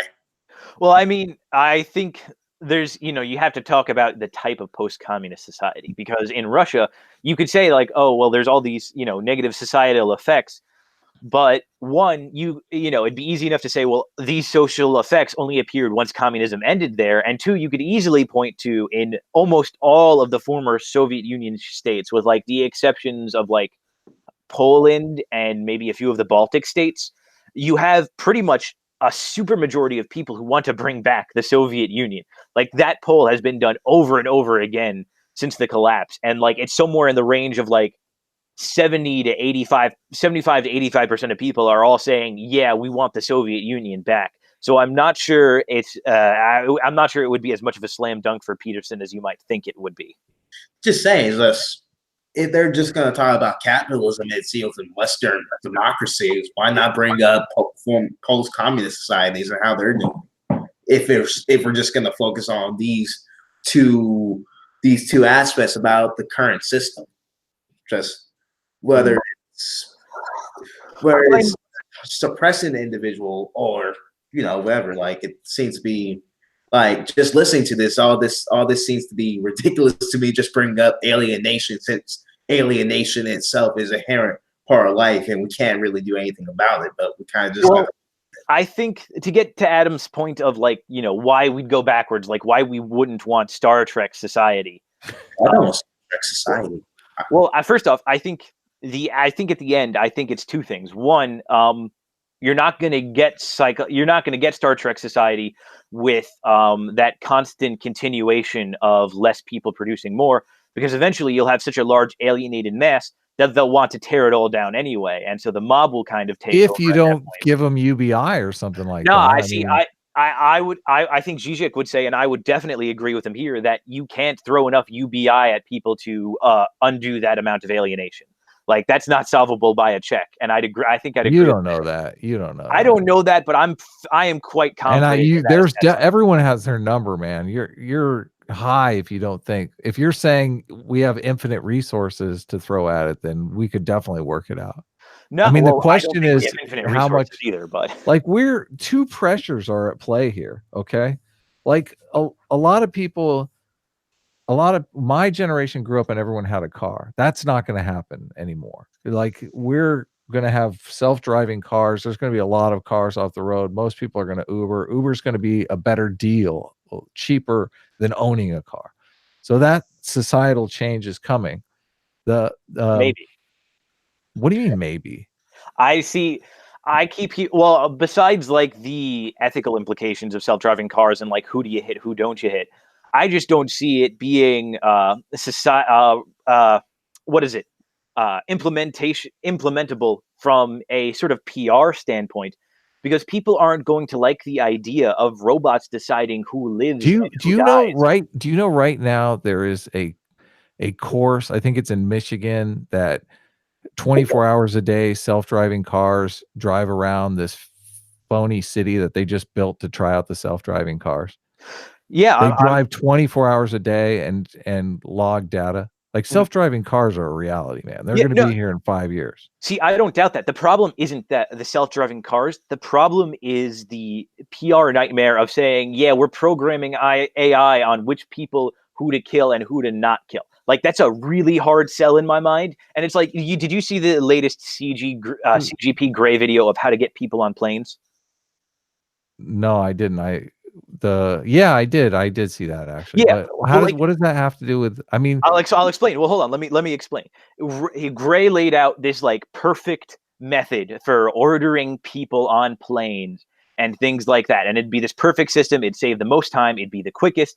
But the thing he had to say at the end of it, the caveat to all of that, is that nobody would go for it because nobody wants to be, the 100th and 27th to board, even though technically it would be quicker. People would just throw hissy fits at that idea. And so the same idea in my mind, the same thing would be the case for self-driving cars. I don't think you're going to sell people on the idea that robots are now deciding who lives and dies, even if it is, better for society in terms of being a cheaper, more affordable option, or even just a safer option. Like the psychological image people think of when they're saying, oh, we're letting AI decide who lives and dies.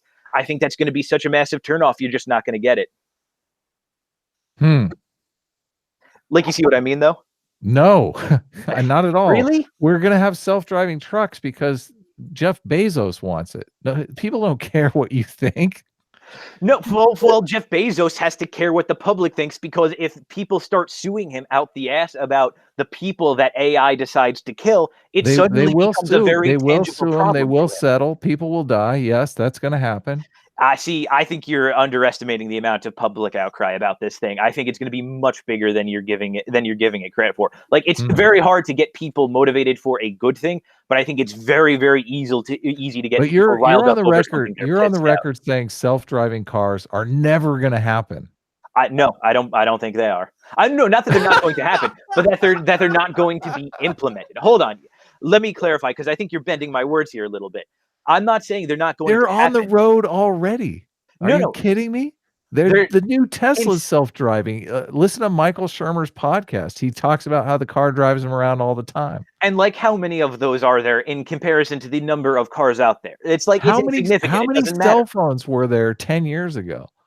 Well, I'm telling you, cell phones, we might soon see a backlash against cell phones, because we're learning more and more about the effects of 5G and all these weird radio waves going through the air on our brains and on our biology. And so who knows? Give it time. I'm here with a true Luddite. I finally met a true Luddite. Hey, look, I'm not Ted Kaczynski over here, right? I'm not talking. I'm waiting for you to start reading the Unabomber's manifesto.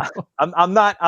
Look, I agree that the Industrial Revolution and its consequences have been a disaster for the human race, but I'm not going pre-agriculture here. All right.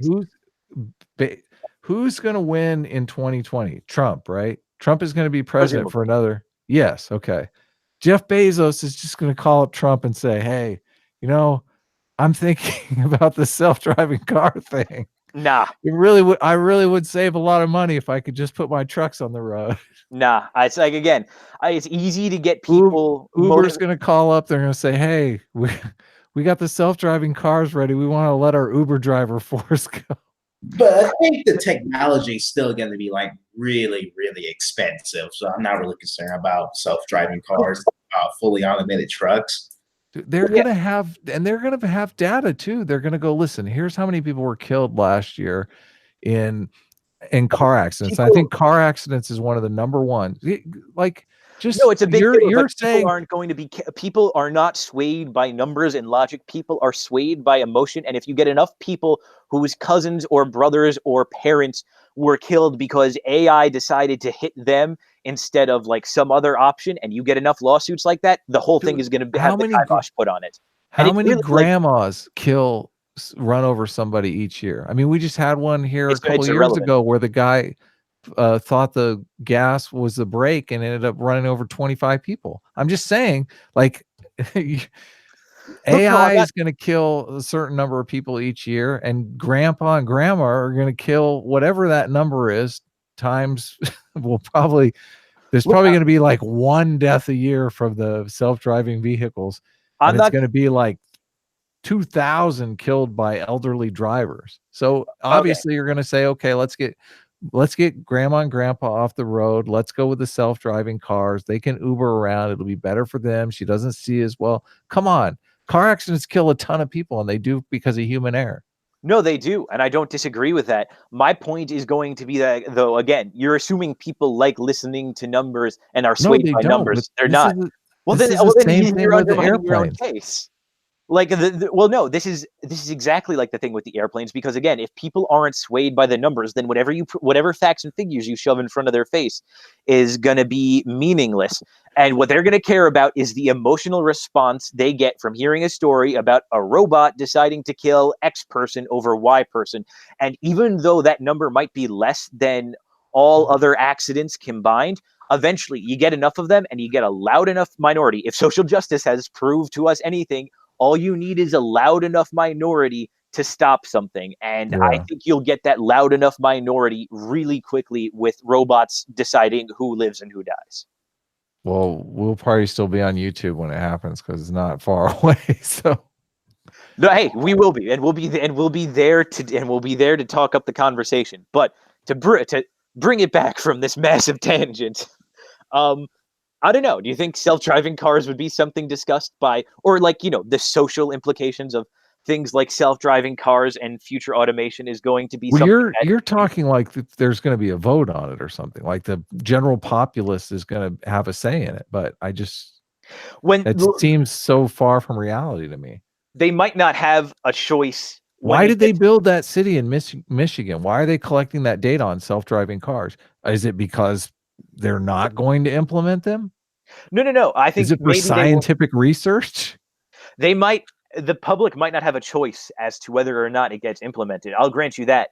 But again, if it is safer, and if you're a politician and you're charged with voting on it, and you know that 10,000 people are killed a year by grandma and grandpa, and 7 people are killed a year by self-driving cars, what are you going to do? What would your constituents? What decision would they want you to make? It depends on, if the person whose grandma or grandpa was killed was in my district, because I imagine if that person was killed in my district is going to have a much more emotional and visceral response. Straight by the numbers, then it passes because 7 people Well, I think you're lowballing the numbers first and foremost, but let's even say you're right. Again, if it's just a good enough story, if it gets picked up by a major news network, it just needs to spread and be viral, and then there you go. There goes all the good PR you built with self-driving cars and the fact. How many people have been killed by self-driving cars? Do you know? As of now, I have no clue. No clue at all.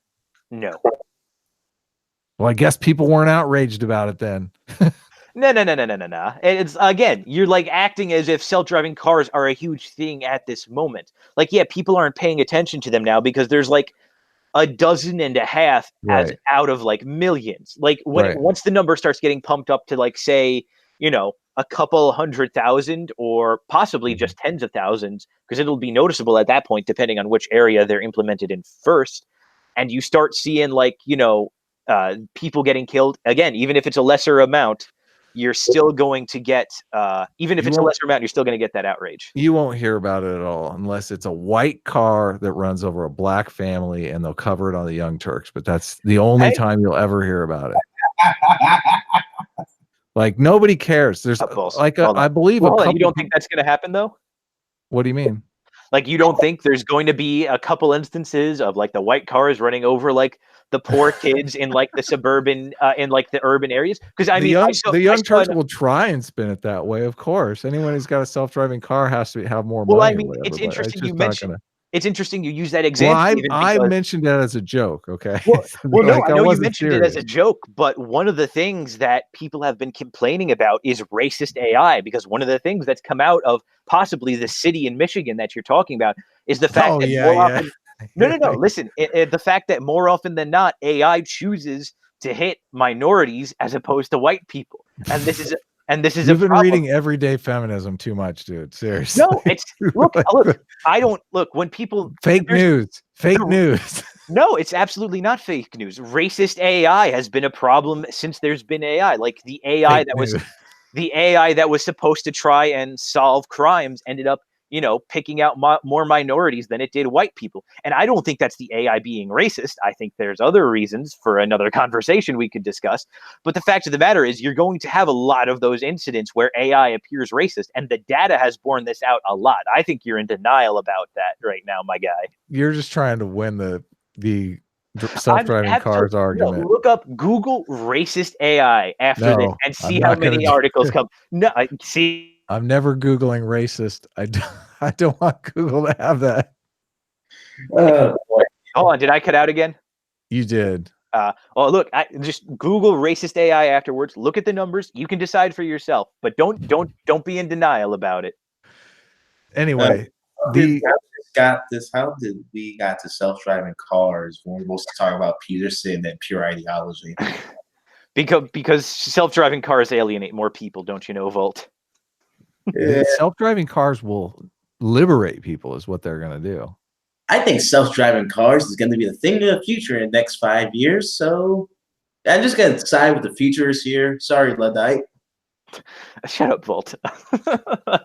I'm not a Luddite.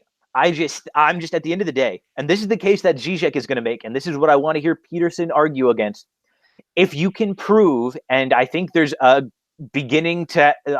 mounting evidence for it as we speak, that technological progress and hyperabundance is bad for people's psychological well-being, and even if you could make the case they're materially better off, if they're not psychologically better off, then I think you have a case to be somewhat of a Luddite, if you can prove that. Why is it bad for their... I mean, I don't understand that argument. I really don't. It seems like people would have more time to socialize, to embed themselves in bowling leagues. Jeez, pick a hobby. Well, I mean, think of, like, his own sort of think of his own references to meaning and things like that. All of them are based in struggle of some kind, struggle against the unknown, struggle against the dragon, so forth and so on. You don't struggle to get to the top of the bowling league. I know.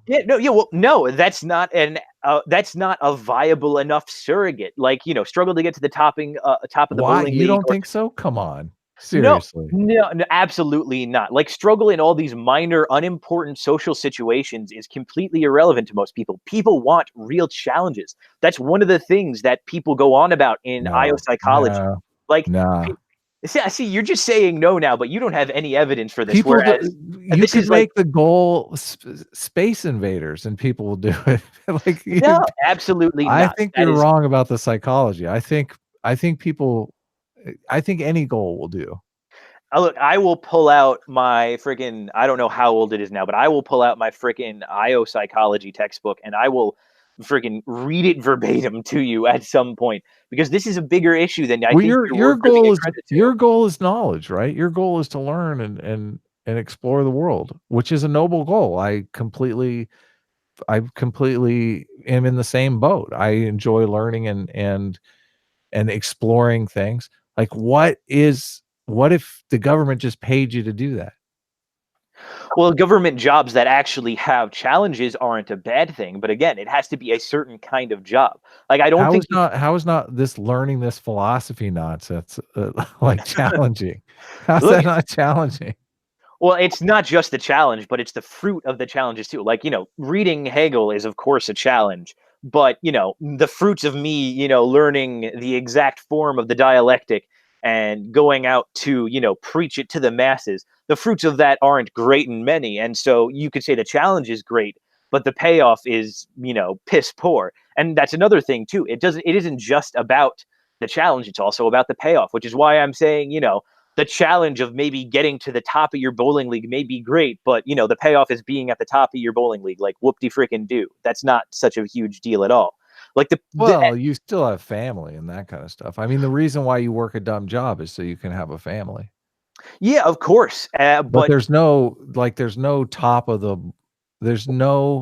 what is the payoff for having a dumb job aside from having a family? Like, the reason you have a dumb job is so you can have a family, and the meaning in your life comes from having your family. But there's so many people now that have dumb jobs and they don't even have a family. Like, talk about alienation. Jeez.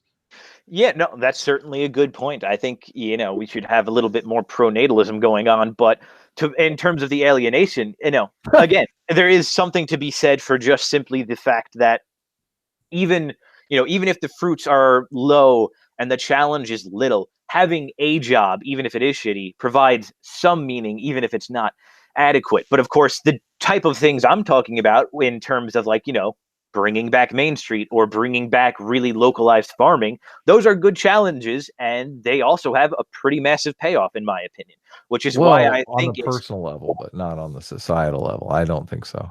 Well, yeah, that's the thing. Like, I think if you want to really get down to it, the Marxists are the true individualists, because they're talking about the psychological well-being of the person in the form of combating alienation, whereas Peterson's talking about, making the person better in order to serve society. And so I think, in a weird case, the Marxists are actually more the individualists in this case, but because it's this sort of psychological well-being, I don't necessarily disagree with them because I think they're right. And I think there's proof for what they're saying about alienation. Marxists are individualists. It's the place where most people get it wrong, because they everything they talk about is how the individual relates to the means of production. Yeah, they talk about, when they talk about communism in their literature, whether anthropological or ancient, they tend to say empathize. They tend to be communitarian sometimes when they say that the community will control this or that or this or that, or it will decide for you, like especially in like Marx earlier writings. Not so much. Is it positive liberty versus negative liberty? I mean, they want you to have the freedom as in opportunity to do whatever you want to do. So I mean, they tell you I think Marxists would tell you it's a false dichotomy in that there is no necessity. There is no positive or negative liberty. There is just the obligations that we have to each other as individuals, and those obligations, entitle us to certain things and entitle us protection from certain things. And so it's not a matter of rights. Freedom from want is, I think, what they normally call it. Because there's two ways of conceptualizing liberty. There's freedom from want, and there's just freedom to do whatever, freedom to starve. Well, no, I see you framed it very weird there, because there's freedom from and there's freedom to is how I see the distinction. Yes. Freedom from, oppression based on religion or ethnic group and things like that. That seems like a negative freedom, but freedom to, a certain amount of, labor and things like that, whatchamacallit, is, a positive freedom. And so it's very much, depends on how you define it. But the Marxists would say, we just all have obligations to each other, and whatever those obligations entail are what, like, the whole project is. Like, they don't believe, well, a lot of Marxists know who read like formal literature don't believe in human rights per se. They don't they think it's a liberal doctrine that's, again, just making people more complacent. And so, like, Zizek himself isn't a champion of quote unquote human rights at all. He's just talking about what is necessary for individual flourishing to some extent, and specifically on the psychological front. And so that's why he advocates for what he does. Yeah. Well, I should go pretty soon here. So yeah, well, you've been on for like a good hour and a half. Do you want to just wrap up though with what do you think the main arguments are going to be on both sides? Because I mean, it's a confusing. They're really kind of cryptic with the topic. Happiness. Yeah, it's capitalism or Marxism. I mean, we need some details, I think, before. Yeah. Well, okay. Revolt, did you have anything you wanted to say to go first? Well, I think there's gonna be like I think we have to look out for their subtle clash of epistemology, how to approach things, with JBP being a pragmatist and Zizek being a Hegelian Marxist. There's gonna be like really subtle. There's gonna be a very subtle debate when you pick out these subtleties, Mm-hmm. I mean, to summarize what I think are going to be the main points, I just saw a little video by Peterson on postmodernism, and I think he got it almost entirely wrong, with like a few exceptions that were too broad to be useful. And so I think, whatchamacallit, when it comes down to it, they're eventually, if the argument is sort of how we framed it in terms of, is capitalism better for happiness versus is communism better for happiness? I think it's going to come down to, well, under communism, in the Soviet Union, so many people were killed, so many people didn't have material gains. But you see, this is the psychological consequences of alienation under capitalism. You get more suicides, you get more depression. And so, they'll be constantly going back and forth between, which is the proper standard to measure things by, the materialist standard or the psychological standard. And I think, Zizek at some point could bring in, and it's like, oh, you only think the material standard is better because you've been, because you're indoctrinated with liberal ideology, and I think I'm sure ideology is going to be thrown around quite a bit. I think he's going to bring up Derrida a good bit. I think he's going to bring up Lacan possibly a little.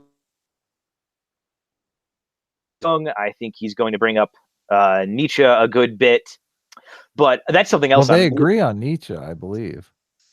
They do and they don't, because postmodernists kind of agree on Nietzsche too with Peterson, but the direction in which they take it is very much different. So like they agree on sort of Nietzsche, but they take it in different directions. And that can also be shown through psychoanalysis, which is something I'm hoping for personally, which is like a little mini duel between, because like Lacan, who is like a big influence on Zizek, and Jung were both like the two big disciples of Freud coming out of psychoanalysis. And so you're seeing a little meeting of the psychoanalytic minds within this debate as well. And I'm hoping a good bit of that comes out as well. But that's pretty much my predictions for it. It's going to be, materialist liberal positivism versus like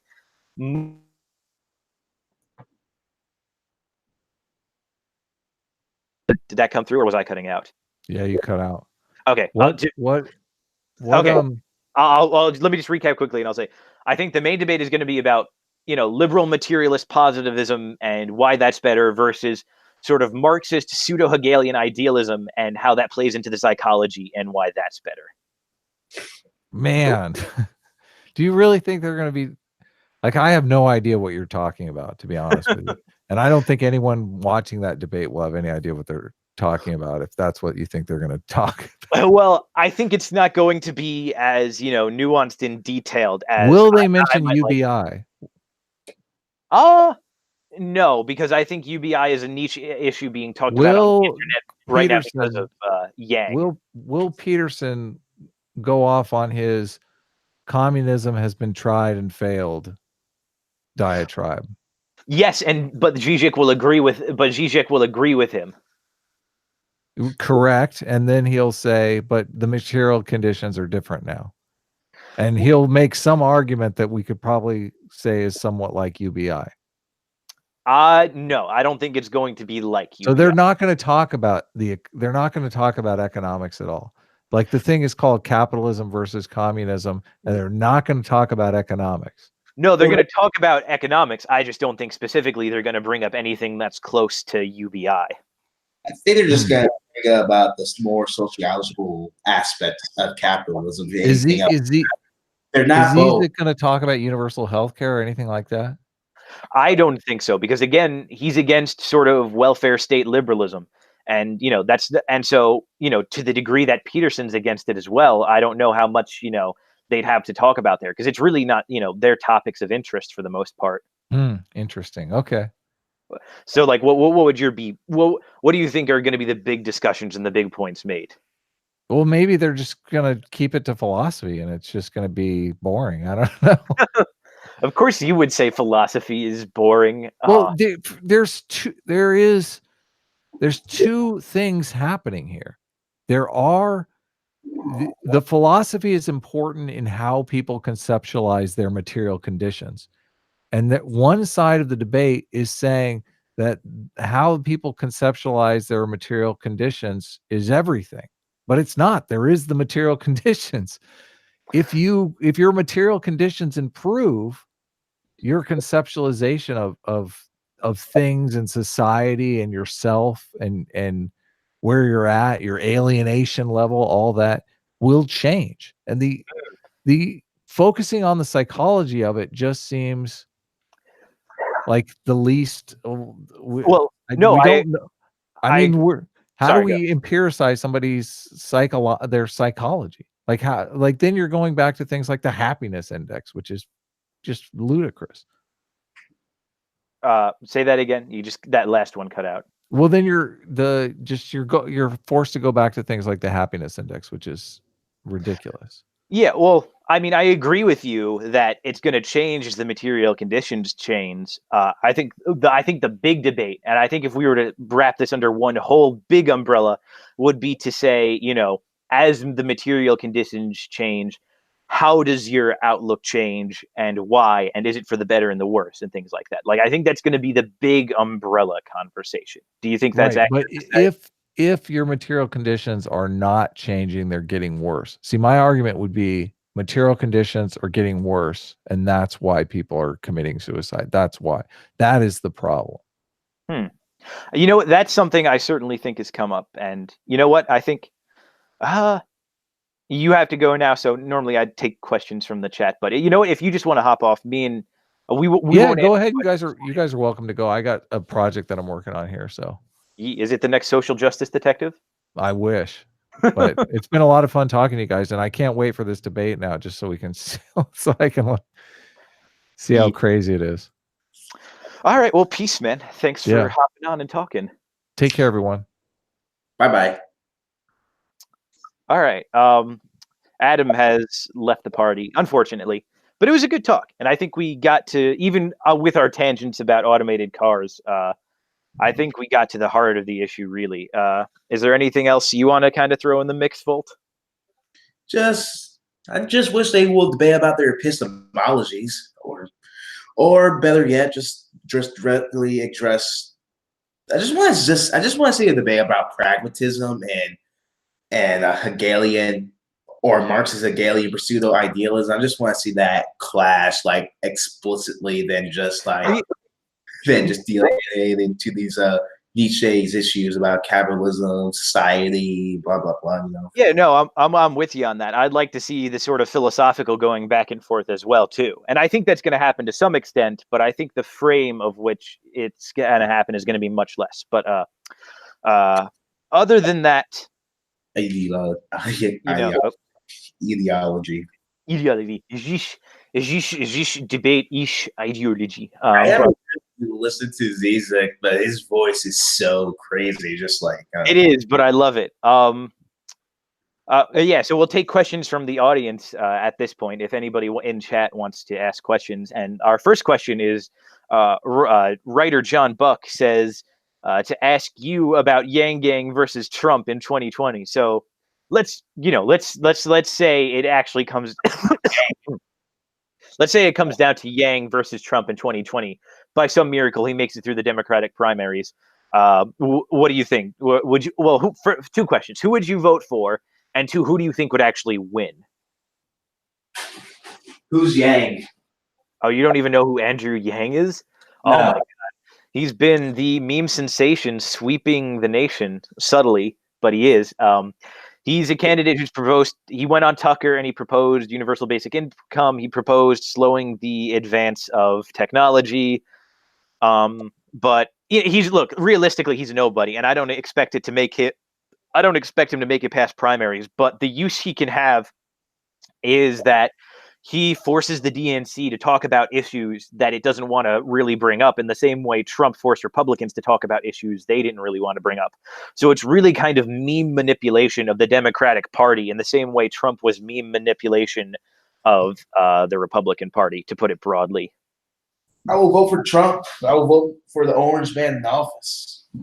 All right, fair enough. I probably would too, honestly. Like, I'm meme Yang Gang, but I'm probably not voting for the guy. Does anybody else have any questions? I think I'll scroll up and I'll try to catch those that I could. Yeah, and I said before, I'm not banned from AA streams, at least formally. I haven't, but I don't think he likes me because I keep calling him a boomer and a free market shill. But other than that, hold on. Writer John Buck says, I call. You cut out. You're an unironic farmer idealist, and your favorite filler word is whatchamacallit. All right, listen, I have boomer parents, right? And it's not my fault. I picked up their vernacular, right? They've just indoctrinated me with their ideology. And so, and also, muck farming is inherently trad. It is not boomer in the least, all right? I think you're just from New York, dude. You have the voice. You have a voice and the attitude of a New Yorker. Oh yeah, absolutely. Like if you associate like New York humor, like if you watch somebody like Chris Reagan, who is very New Yorker in his presentation, and you associate with him with being a boomer, then yeah, I'm absolutely a boomer by that measure too. But I think it's wrong to call New Yorkers boomers. I'm just black. There's nothing special for me. I'm not even from New York. I'm from Michigan, which is quite possibly the blackest state right now. Is I don't it? mean, well, you got a failed city and rapid crime and living there. Yeah, it's a great place to live. I guess it is the blackest state in the union then. We have more new questions, but I will try to scroll back and see others. We say, what happens when the singularity arrives? It won't, is my answer. If it were to arrive, I'd say there'd be a period of mass stagnation where everybody would just be really content doing absolutely nothing. And then, we all just sit and, oops, did I cut out? You're Crap. good. Oh, okay. I think there'd be a period of mass stagnation and people just not doing anything, and there wouldn't be any cultural advancement. And perhaps those people would all die off eventually because they might not even feel the need to reproduce their genes. And eventually you get an Ubermensch out of it. But I don't know. I don't see that necessarily, especially like if we reach the singularity, potentially we can just live forever also. So like there'd be even less of an incentive to have kids as opposed to just staying in some stupid stasis pod or whatever. But again, I think, you're assuming too much by assuming that it arrives at all. Also, whatchamacallit? John Smith was asking who's doing the fusion dance in your pick.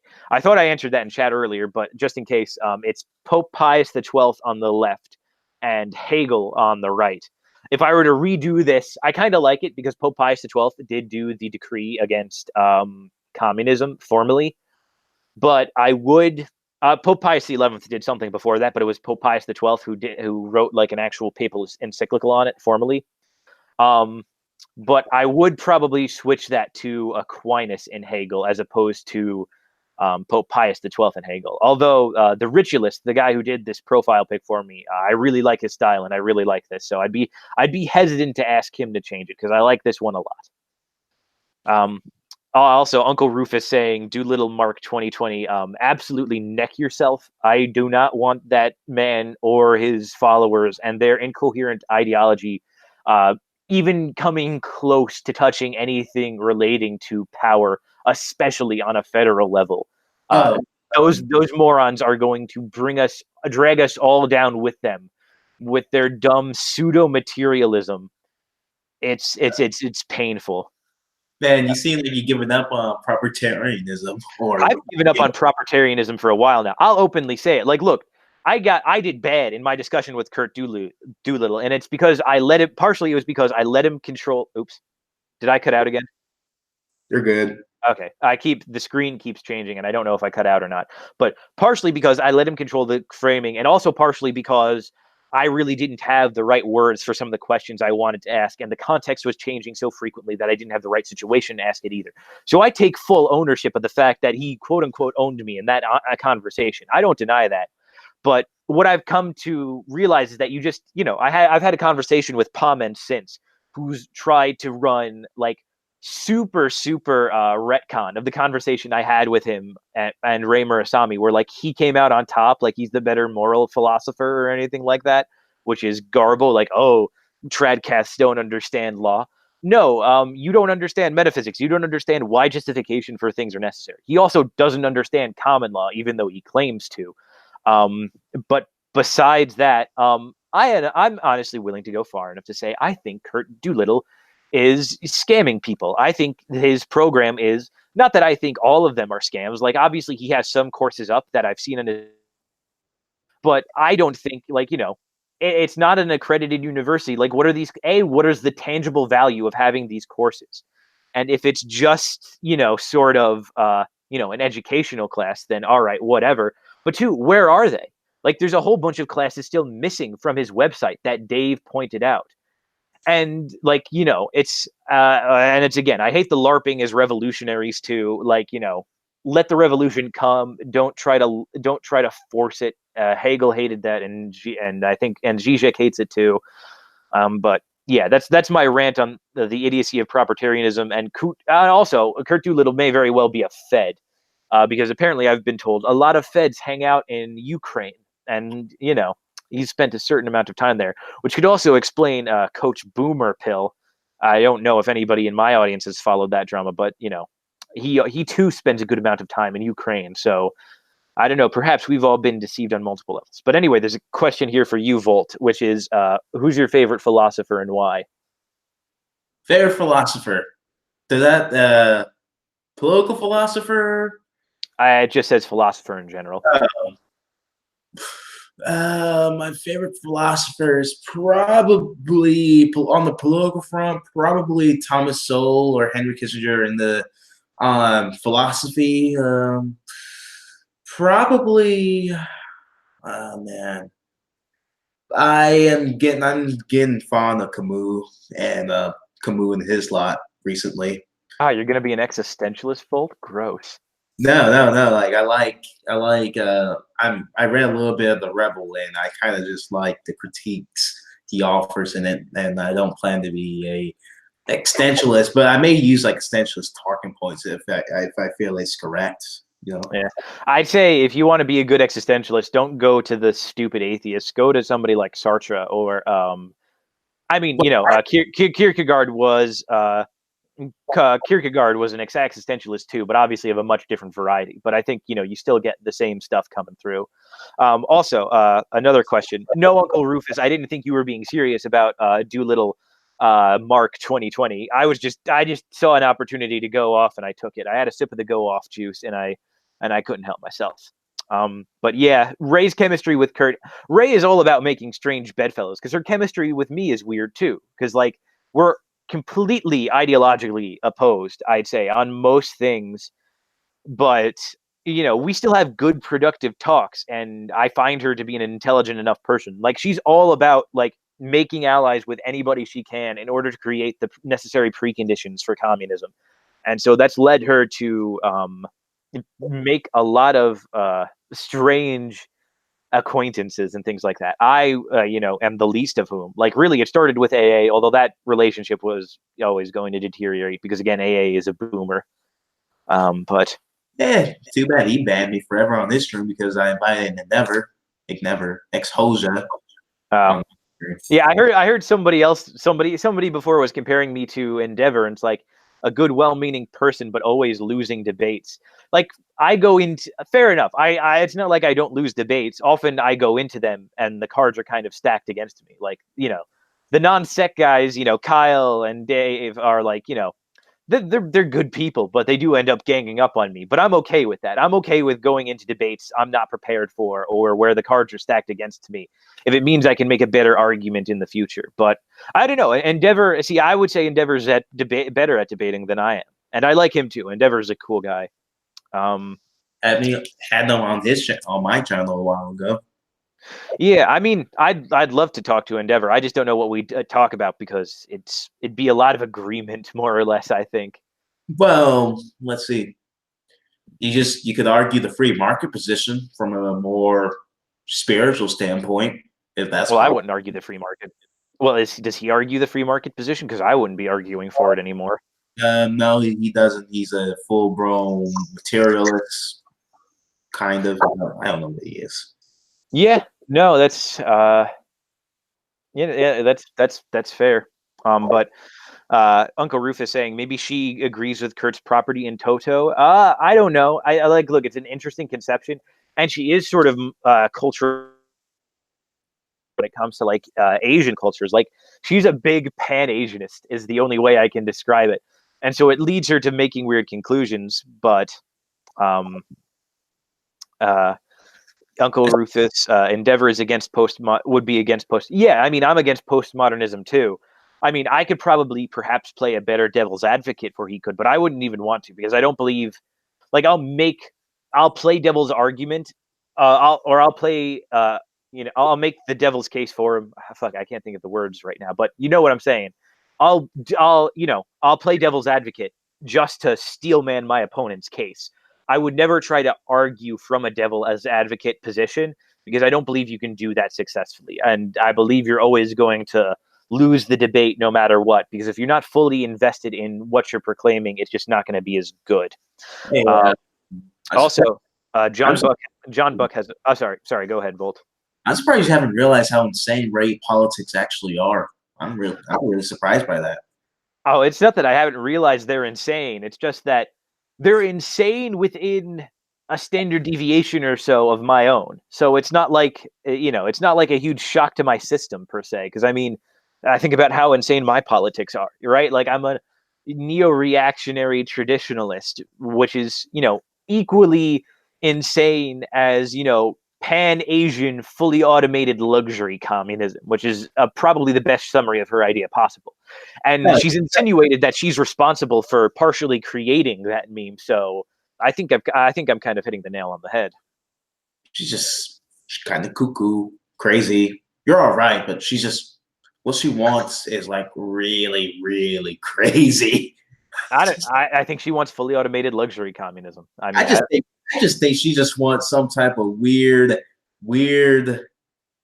Asian century, a weird type of new Asian century. Yeah, well, she wants fully automated luxury communism to be run and headed up by the Asian co-prosperity sphere, essentially. I mean, that's not too crazy to me. That's just ethnic nationalism. Like, she's essentially just a weird syndicalist, is what it really is. But I think she might throw a hissy fit if I described her as that. That's not how culture, history, economics works. I don't know. I don't think you're in a position to be making those sort of claims, Volt. Why not? Because I think it's gonna. I think whatchamacallit. Yeah. It's nothing against you. It's just I think it's just a matter of stuff you've yet to expose yourself to. But also, we have some more questions here. What do you hope to see from the upcoming Baron Peterson convo from writer John Buck again? I'm looking forward to that because I like both of them personally. Like I rip on Peterson a lot nowadays, but I still definitely like Peterson because I agree with him on a lot of things. I hope Baron tries to nail him down on some actual metaphysical questions like, do you believe in the unmoved mover? What is your opinion on St. Thomas, St. Augustine, things like that, Plato? Like, I hope it doesn't just remain in the sociological realm. Like, I hope they try to pin down, whatchamacallit? I hope they try to pin down him on some certain philosophy. Because here's the thing, Jordan Peterson is an autodidact when it comes to philosophy. And, like, I don't even think he does it incredibly well. That's another advantage I think Zizek has. Zizek is a formally trained philosopher and psychoanalyst, whereas Peterson is just a psychologist. He makes proclamations about philosophy, but he doesn't really have a really good grounding in that stuff. So I hope, I don't expect it to be greatly confrontational, but I expect there to be enough, friction to be, so that Peterson,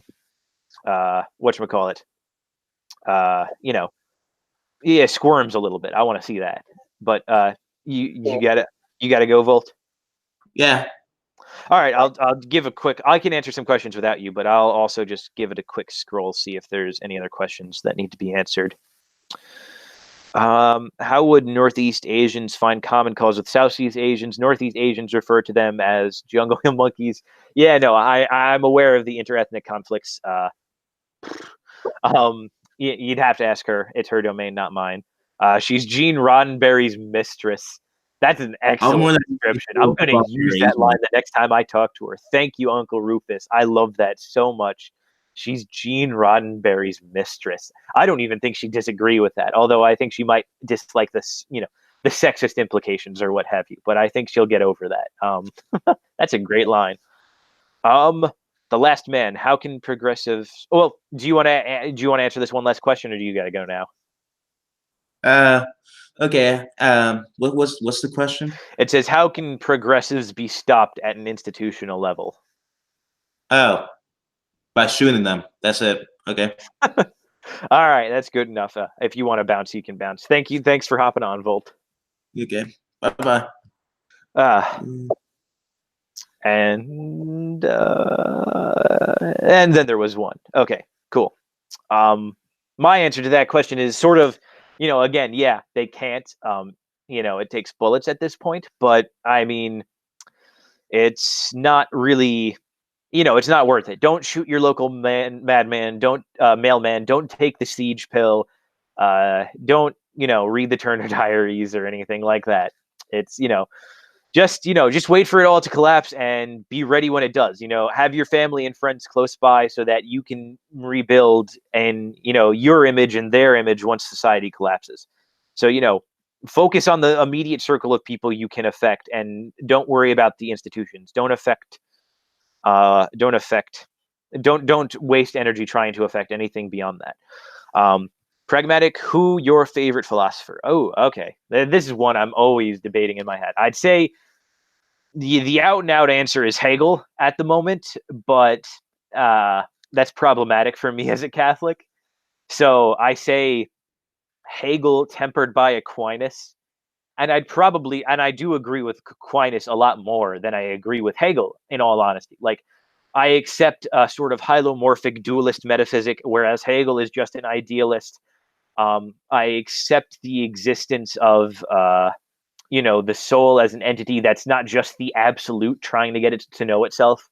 Like, what Aquinas and Hegel have in common, though, is big, like notions of teleology and things like that, and sort of conceptions on the dignity of the individual. I think there's some overlap. But really, if you wanted to get down to it, all the overlap between Hegel and Aquinas is essentially Aristotle. So if I really had to boil it down, I guess my favorite philosopher would be Aristotle, because that's who my two favorite philosophers draw most from. So I'd say, by proxy, my favorite philosopher would be Aristotle. And then who is he debating against? Bishop Robert Barron. I think if you're referring to the Peterson Bishop talk, Bishop Robert Barron is a Catholic bishop who has a very strong online presence, and he's founder of this organization called Word on Fire, which is an explicitly Catholic organization dedicated to, preaching Catholic values and spreading the good word and things like that. And I like him a lot. I like his videos. One of the first videos of his I saw was his take on the movie. What was it?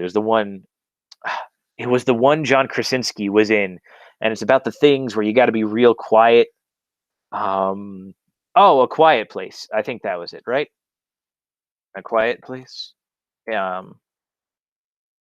Yeah, A Quiet Place. Yeah, John Krasinski is really good in that, and I think a lot of the left were freaking out. It's like, oh, this has reactionary overtones. It's pro-life and it's pro this and that. And Bishop Barron was like, yeah, and that's what makes it so based and red-pilled.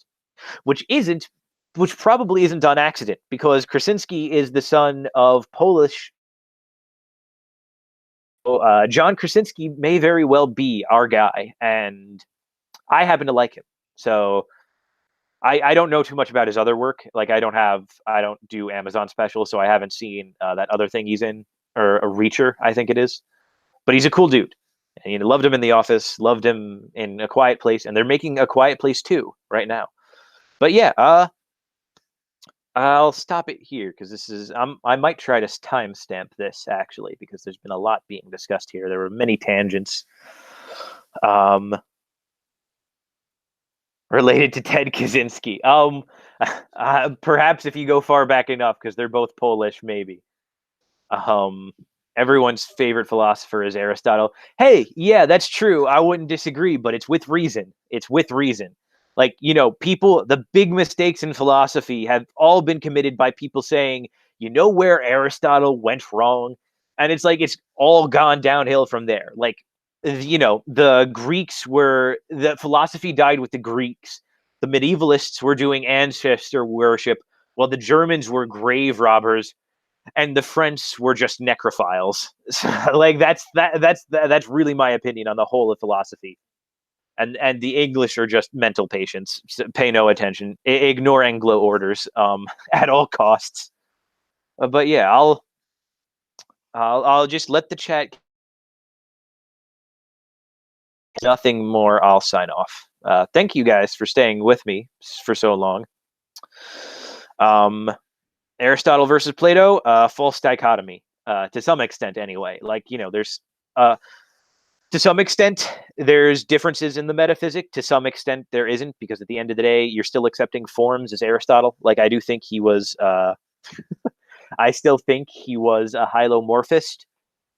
I think Plato was, to some extent, a hylomorphist too. Like, I don't think it's right to attribute idealism to Plato. I think Aristotle just expressed it better. Like, Aristotle was just perfecting Plato's metaphysic. You know, but of course, and of course, there's the synthesis of them both really coming perfectly together in Thomas Aquinas. Sorry, Saw 82. Rip. I'm sorry that you just joined. Wish someone would have necklaced Plato. No, we needed Plato, and Plato isn't bad. Like, I understand all the complaints people have about Plato and how bad it's gotten, but I don't think that can be thrown at Plato's shoes necessarily. I think you have more the Neoplatonists to blame, and the sort of rampant Gnosticism that has come to infect our society. So don't blame Plato, blame Plutonius. A couple more questions. Favorite of Aquinas's 5 ways. I need to do more research on them. Like, I've been going through Aquinas, in my little reading group in the Discord, but we haven't talked much about specifically of the 5 ways yet. We've been talking about more broadly as metaphysic, and I'd have to say it's probably just the teleological one, because it's the one I know the best, but it just also makes the most sense to me. It makes, the whole watch and the watch designer thing is a bit of a misnomer kind of thing, because it implies God was working with prefabricated material as opposed to creation just being an extension. But yeah, it's the teleological way, probably. What's your response to Hume's metaphysics? Gay and wrong. It's completely baseless. There's no reason why you can say that there isn't a connection between the brick being thrown through the window and the window breaking. It's not wrong to view them as 2 sides of the same event, but they are, at the end of the day, the same event. And so the problem of induction is completely contrived and wrong, and Hume posits it completely out of thin air, and he can go suck a fat one. Yeah. I should talk to Gary Edwards at some point. Adam is better acquainted with Gary Edwards than I am, but I want to talk to him because I want to own him on Hume. Don't stop the stream until we get the perfect N-word. Perhaps. Yeah, telos is better understood as a function rather than complexity. Yeah, and that gets into Aquinas's 4 ways. There's the matter, there's form, there's efficient, or 4 causes. There's the cause of form, there's the cause of matter, there's the cause, there's efficient cause, and there's final cause. And all of them need to be understood in relation to everything else. So, yeah. Gary Edwards is one of the best leftist YouTubers. Is he leftist? I've always kind of viewed him as sort of an enlightened centrist in the same vein as Adam. I've never considered him a leftist. I mean, he might be like sort of an old school liberal, like Christina Hoff Sommers, which I guess is left, but he's just another liberal to me. So I don't particularly, see him as a huge ideological opponent. He's a social democrat. Yeah, okay. That makes sense. I put it there. All right. Which Discord? Clear Trads? Oh no, my personal Discord. There should be, which if you go to the description below and check out everybody's Twitter and YouTube channel, at the very bottom you see my Twitter and my Discord channel. So yeah, you can hop in on my Discord where we're reading Fesser's Beginner's Guide to Aquinas at the moment, and I think we'll probably be meeting tomorrow. Yeah. Good night. Do more live streams. I don't know. I'm still a student, man. I got a life outside of this. More importantly than I'm a student, I have an IRL life with IRL friends, and I like to do stuff. Like, I try to have at least a stream a month, if possible. Like, two days in a row of streams is rare for me, honestly. And I really only try to do streams when I have something I really want to say. Like, I really wanted to get my thoughts out about the whole Yang Gang thing. And I usually like doing it in the form of a conversation because I think it's better to bounce ideas off of people. And I really wanted to get my thoughts on Peterson and Zizek out because I've been absolutely filled to the gut with Zizek, like for the past couple of months now. Like you go to my channel and you see that playlist, like the Zizek talks. I've listened to like 65 of those. And I'm not like 65 of like the long lectures, not like the short clips. I've listened to days worth of Zizek lectures at this point. And so I really wanted to talk to somebody about it. And I'm lucky enough to have friends in the vein of Volt and Adam, who always offer good conversation. I'm very grateful for their acquaintance. Oh la di da, look at Mr. IRL over here. All right, bud. Look, we can't all be, look, my IRL, I don't know. Look, I don't know what to say to that. I just have a life, loser. Maybe you should get one. I don't know. I don't know if the snapping fingers are coming through. I'm trying to be a sassy black woman. I'm a race trader now. Have the virtue of nationalism book. No, I've never heard of the virtue of nationalism. Sounds good. Yeah, I'd like it. I mean, I'll look into it. I don't know who writes it. I have a huge reading list right now. Like, I gotta get through a whole bunch of other stuff first. Like, I'm trying to actually build up to. I'm trying to get a better understanding of specifically, not Nietzsche. Who is it? I want to read a little bit of Sartre, and so first I'm going to go through Nietzsche and Kierkegaard, and then Sartre, and then from Sartre try to get into the other people that Zizek referenced. Like, I want to get into Zizek, and so I'm trying to read his sources. Like, I'm reading Sartre, I want to read Nietzsche, I want to read Derrida and Foucault and Deleuze and a couple other postmodernist type guys. And I want to read some orthodox Marxists too. Like, I want to read Engels, Heidegger. Oh, yes, Heidegger. Yes, Heidegger, of course. I'm very interested in what Heidegger has to say, because to me, he's a palatable postmodernist. How did I forget? That's right. I'm not building up to read Sartre. I'm building up to read Heidegger. That's what I was thinking of, not Sartre. But, all within certain bounds. I'm not even reading any of them right now. I'm reading Letters from a Stoic by Seneca, which I might do a stream on sometime because I like it a lot. It's very much sort of like Petersonian, life advice before Peterson was a thing. Although I think Seneca and Stoicism are much more philosophically based, obviously, than Peterson. But okay, I'm going to let the chat catch up again for a hot second so that we can indeed type out the perfect N-word in chat, one letter at a time. And I don't know if Sawraw82 is still around, but he can start us off. I'll have the second letter, and then everybody just be patient after that, all right? I don't even know if he's still watching. If I don't see any reaction in the chat anytime soon, then I'll just do it myself, and I'll let you animals go at it. If there's too many,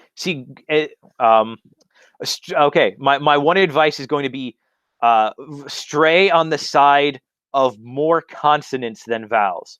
Only we can have a couple of N's, we can have a couple of G's and a couple of R's, but only one I and only one E. So like we can stretch the consonants, but not the vowels. Otherwise, it gets phonetically wonky. All right. Just I'm waiting for that message to get through now. All right. It doesn't look like he's here. Otherwise, he would have gotten the message and he would have typed it so far, I think. So I'll start it, and the rest of you just have at it. It'll probably show up as I'm saying this as you're listening. All right. There we go. Here we go. Oh, there we go. That's good. That's one I. So remember, we can go overboard with the consonants. We just can't go overboard with the vowels. Okay, okay, good. We got another G. Come on now, don't be shy now, people. It's weird if I type another letter. I don't like doing that. Oh, last man. The last man ruined it. It's Ning now. All right, well, we'll end on a Ning. Perhaps the next time we stream. it'll be a little there won't be any ning. But all right, I'll end it there. Thanks for tuning in, everybody, and thanks for staying on. More importantly, I assume most of you had followed over because Adam advertised this, but thanks for sticking around and thanks for the participation. But yeah, hey, stick around more if you want more of this. So, all right, have a good night, everybody, and enjoy the rest of your weekend.